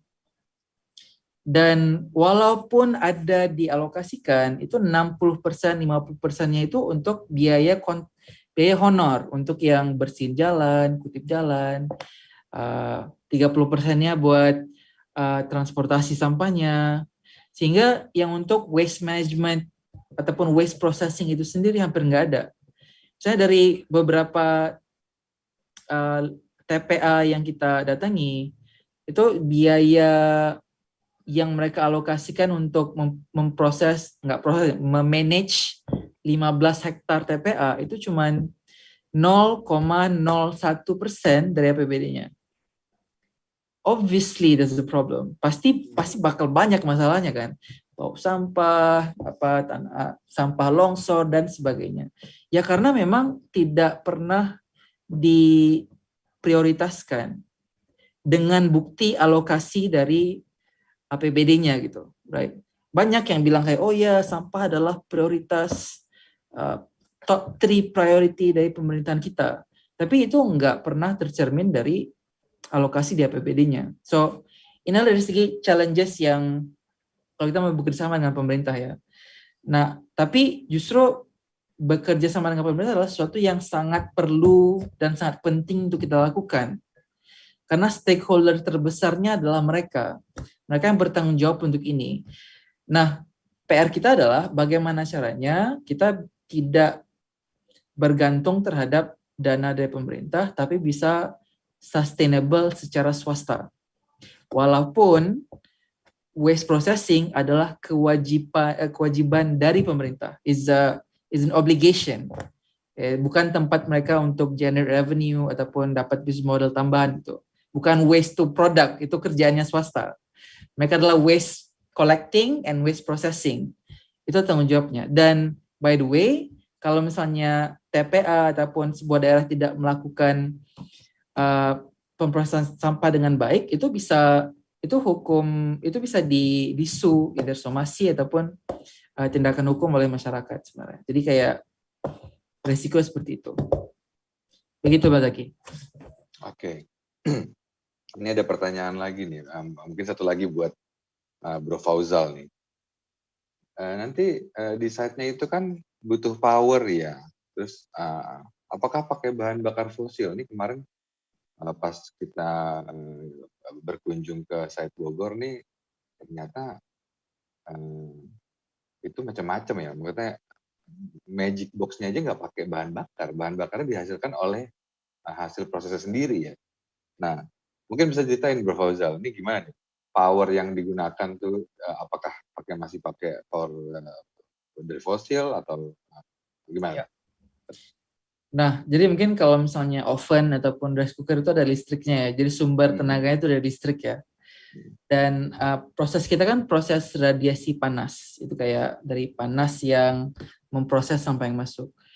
Nah, pertanyaannya adalah sumber energinya itu dari mana? Nah, jawabannya adalah sampah adalah sumber energi. Jadi sampah itu memiliki potensi energi yang menggunakan proses kita dan juga biokatalis yang saya ceritakan tadi, kita bisa mengkonversi potensi energi dari sampah ini menjadi energi radiasi panas. Di mana proses ini akan terus-menerus lanjut selagi kita masukkan terus sampah.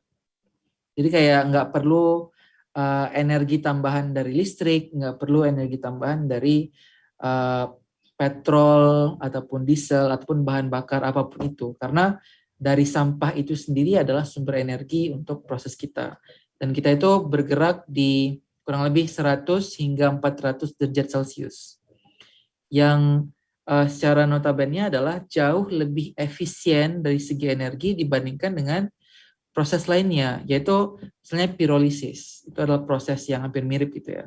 Itu butuh energi 700 derajat Celcius. Teknologi lainnya, gasifikasi, itu membutuhkan energi 1200 derajat Celcius. Yang kita lakukan, kita menggabungkan antara teknologi pirolisis dengan gasifikasi jadi satu. Nah, tapi operate-nya cuma di 100 sampai 400 derajat Celcius. Ya, dan mungkin itu salah satu sebab karena orang nggak percaya kan, kok bisa. Nah, makanya kita kasih nama Magic Box. Seperti itu, Bang Zaki. Oke, thank you. Nanti ada pertanyaan lagi untuk Bro Niki sama Bro Fauzal, tapi saya ke Bro Rian dulu. Bro Rian nih, banyak dari para bumis yang nanya, nantinya ini kerjasama yang akan dilakukan antara Bumun, Sampangan, dan Westlab nih, kayak gimana sih? Oke, thank you nih yang Bumis pandangannya kritis ke depan pertanyaannya. Jadi gini, kita itu punya time period itu sangat singkat, teman-teman Bumis sekalian. Itu 9 tahun kurang lah.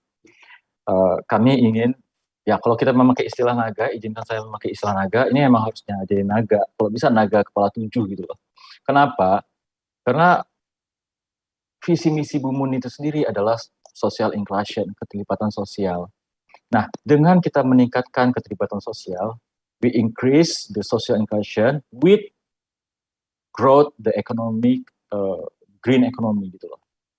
Growth the green economy. Jadi kita pengen menyelesaikan dua permasalahan grassroots, yaitu kesejahteraan para penduduk Indonesia sendiri dan barrier dari sisi ekonomi, orang ingin berpindah dari hidup konvensional ke hidup yang lebih ramah lingkungan. Ternyata perpindahan itu juga butuh biaya. Orang memakai renewable energy butuh biaya. Orang mau memiliki gaya sadar terhadap lingkungan hidup dengan membawa sampah plastiknya sendiri atau memberikan ke pemulung segala macam, itu butuh kesadaran sosial dan penyertaan mereka gitu loh. Nah, bayangkan bagaimana kita mereward mereka ini supaya mereka mau gitu kan. Nah, oleh karena itu menjawab pertanyaan dari para bumis, nah kami ini tidak mencari win-win, tidak mencari sebuah kompetisi, kita mencari sebuah solusi yang win-win solution. Kami tidak mempunyai kompetisi seperti Westlab, kami tidak mempunyai kompetensi seperti Sampangan, dan kami tidak mau juga memiliki kompetensi itu. Kita nggak bisa jadi jack of all trades gitu loh. Kita nggak bisa menjadi Superman, bisa semuanya. Bisa seperti itu, tapi take times. Dan kita nggak punya waktu, permasalahannya itu gitu loh. Kita nggak punya waktu. 9 tahun dari sekarang, anak pertama saya udah remaja gitu loh. Bagaimana hidup dia kalau bokapnya, orang tuanya, hanya memberikan pendidikan aja ke dia, tapi alamnya, tempat mereka explore alamnya nggak kita siapin gitu loh.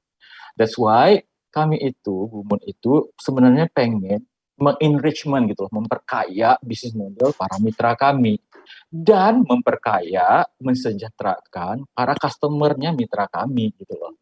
Yang which is itu juga Bumis juga gitu loh. Nah, market share mitra kami akan tumbuh, social impact-nya dapat, dan mereka juga akan beneficiary ke kita juga gitu loh. Simbiosis mutualisme juga ke kita gitu loh. Jadi untuk meng-growth hacking kita punya bisnis model Bumun ini, nggak ada lagi growth hackingnya, hanya kolaborasi. Dan terima kasih nih saya sampaikan ke teman-teman Bumis, Bumun ini karena viral, makanya kita kenal nih dengan Westlab, kita kenal dengan Sampangan.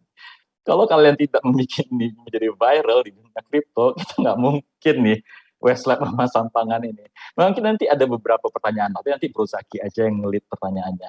Gitu ya gitu. Kita mencari kolaborasi, kita mencari win solution, dan kita make sure ini cepat diaktualisasi, cepat diaktifasi. Itu aja Bro Zaki. Oke. Jadi nanti mungkin Bumun akan membantu memberikan social inclusion ya, memberikan reward mungkin kepada nanti customernya Westlab, atau nanti kalau Sampangan tuh bisa nggak sih masyarakat tuh Sampangan beli sampah dari masyarakat nggak, atau hanya memproses sampah dari perusahaan tertentu atau pemerintah? Nah, kalau saat ini Sampangan kan belum ada recycling capability. Makanya kita kerjasama dengan Westlab.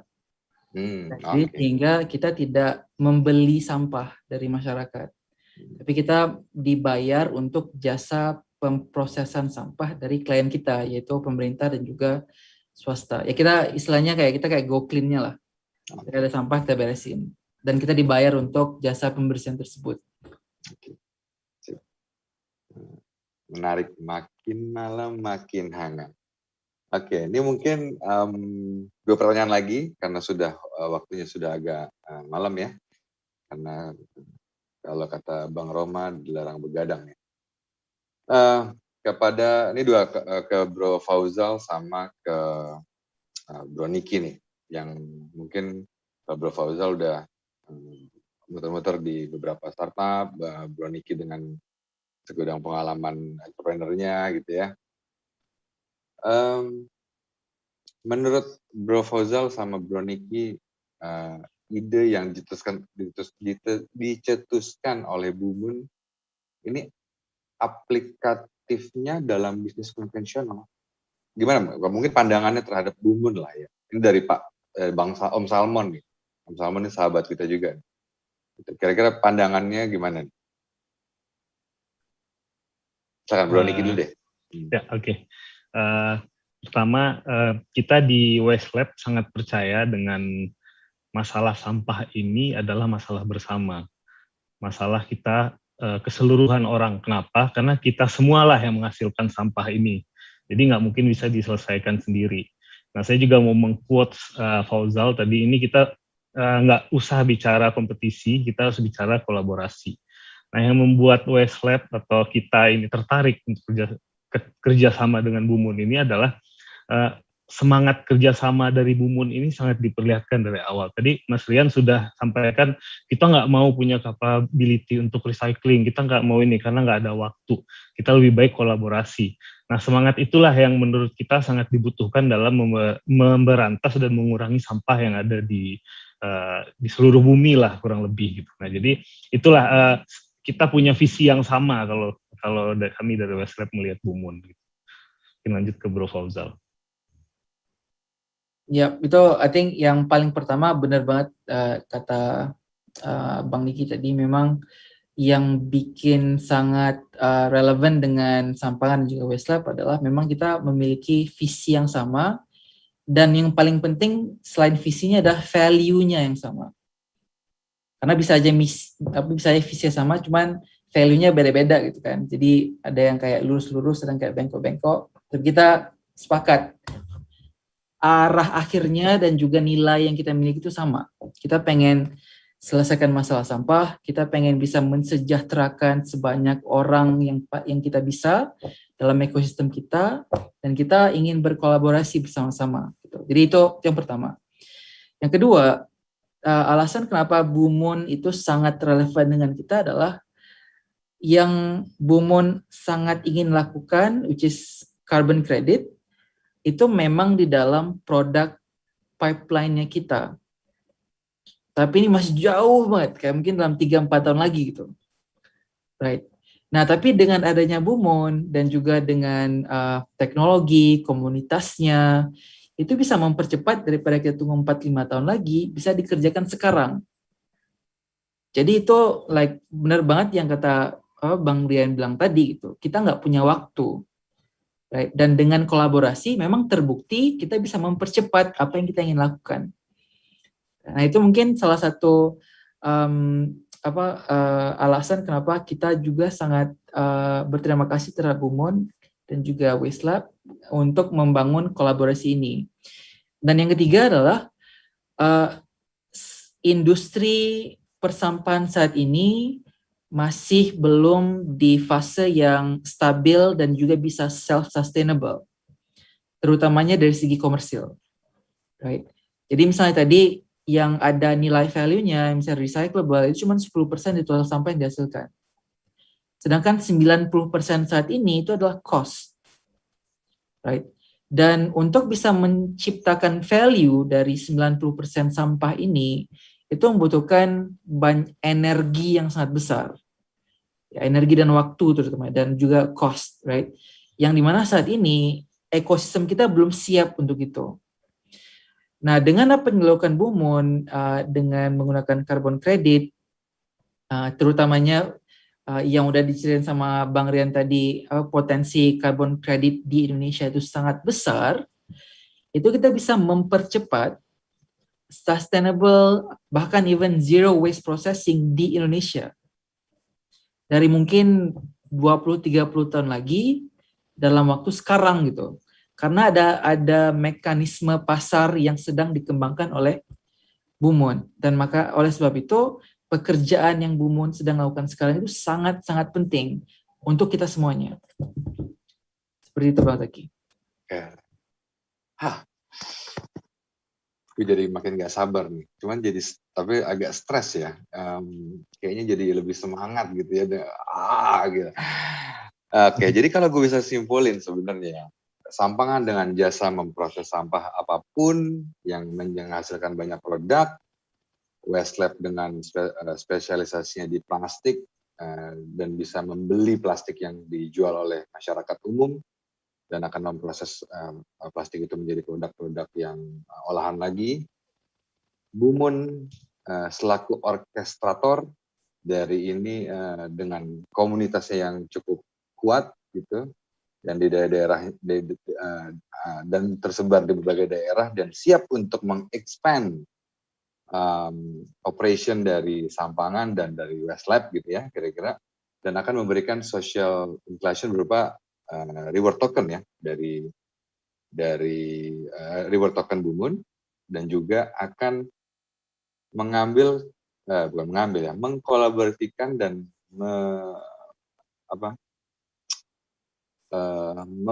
memonetize lah ya carbon credit yang dimiliki oleh Westlab dan Sampangan. Kira-kira gitu ya.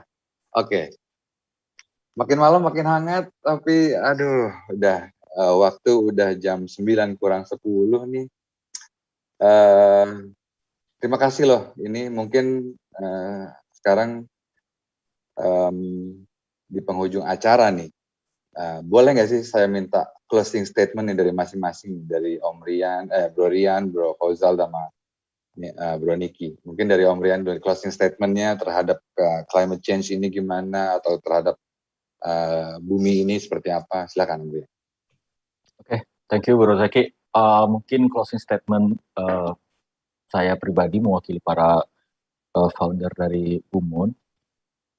Seperti biasanya, tolong kami dikritik juga jikalau kami ada kesalahan, karena memang kami hanya manusia biasa, kesalahan sering terjadi. Dan juga tolong doakan kami juga.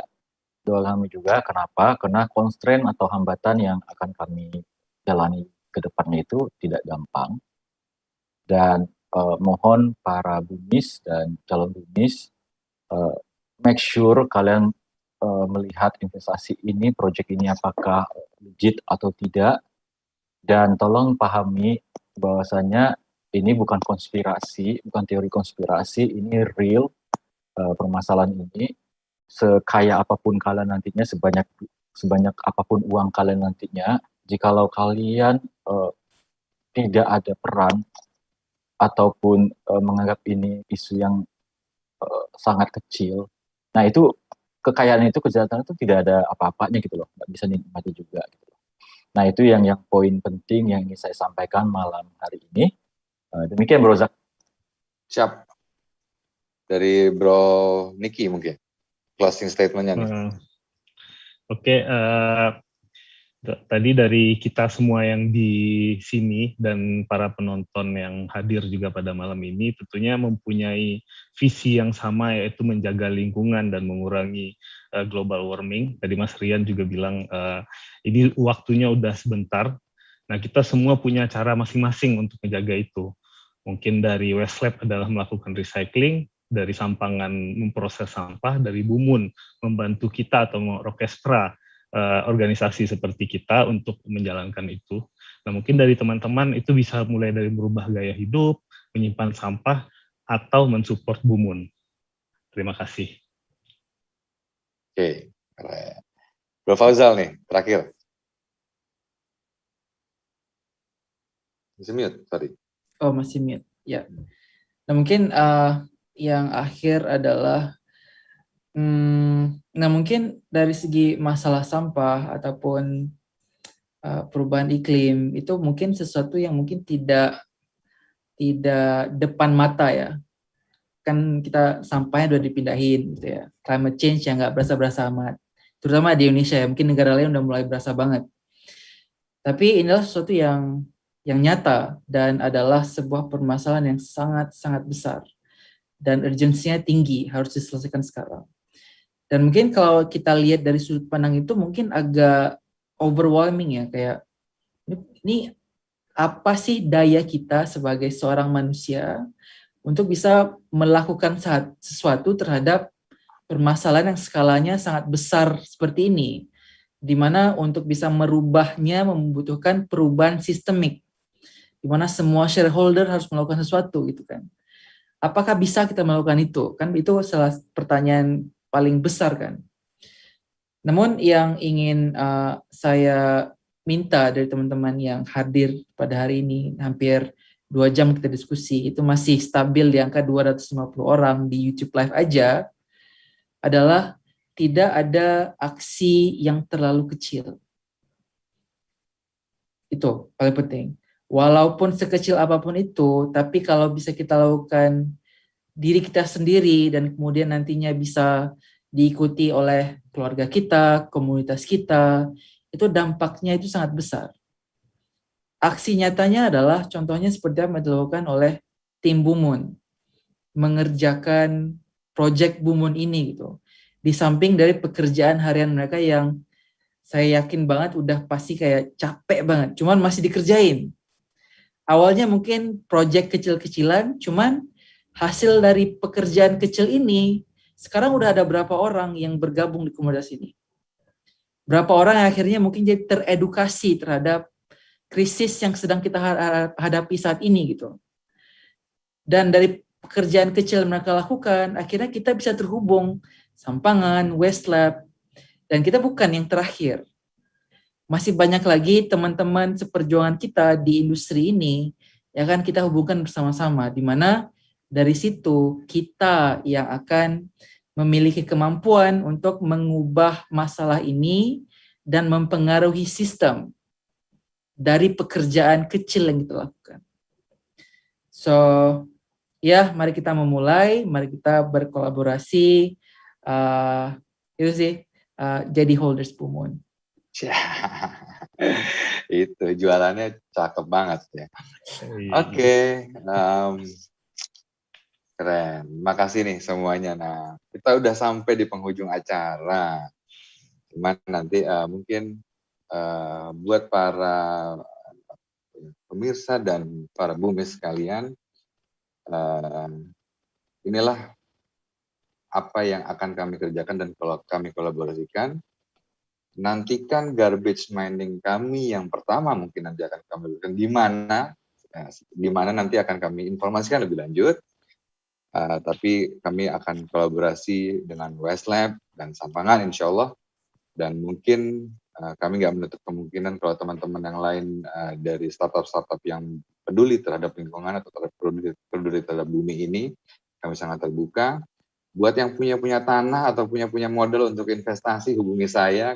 Kita akan bikin magic box lainnya di daerah kalian semua. Buat kalian semua yang kenal kepala daerah, jangan deh.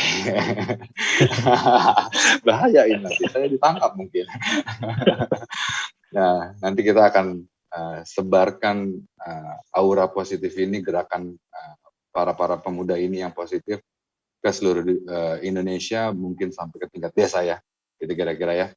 Yang tujuan akhirnya adalah tukang sampah atau pemulung bawa iPhone. Oke. Terima kasih kepada seluruh pemirsa sekalian yang menyaksikan acara ini. Terima kasih pula juga saya sampaikan kepada speaker kita nih, Bro Niki, Bro Fauzal, sama Om Rian tentunya. Jangan lupa follow sosial media kami di @bumun.io, Sampangan di @sampangan ID, dan Westlab di @Westlab Indonesia. Mungkin itu dulu. Buat teman-teman yang pertanyaannya nggak bisa kita jawab langsung, nanti kalau mau tanya-tanya bisa lewat Telegram kita atau nanti kita jawab di sesi-sesi selanjutnya ya. Sampai jumpa di Let's Live Show berikutnya. Stay safe and healthy. Kami undur diri. Terima kasih Bro Niki, Bro Fauzal, Bro Rian. Assalamualaikum warahmatullahi wabarakatuh. Selamat malam. Waalaikumsalam warahmatullahi wabarakatuh. Salam semuanya. This is not a drill. We are living in the beginning of a mass extinction. Our climate is breaking down. Children like me are giving up their education to protest. But we can still fix this. You can still fix this. To survive, we need to stop burning fossil fuels. But this alone will not be enough. Lots of solutions are talked about. But what about a solution that is right in front of us? It's simple. We need to protect, restore, and fund. You can be part of this.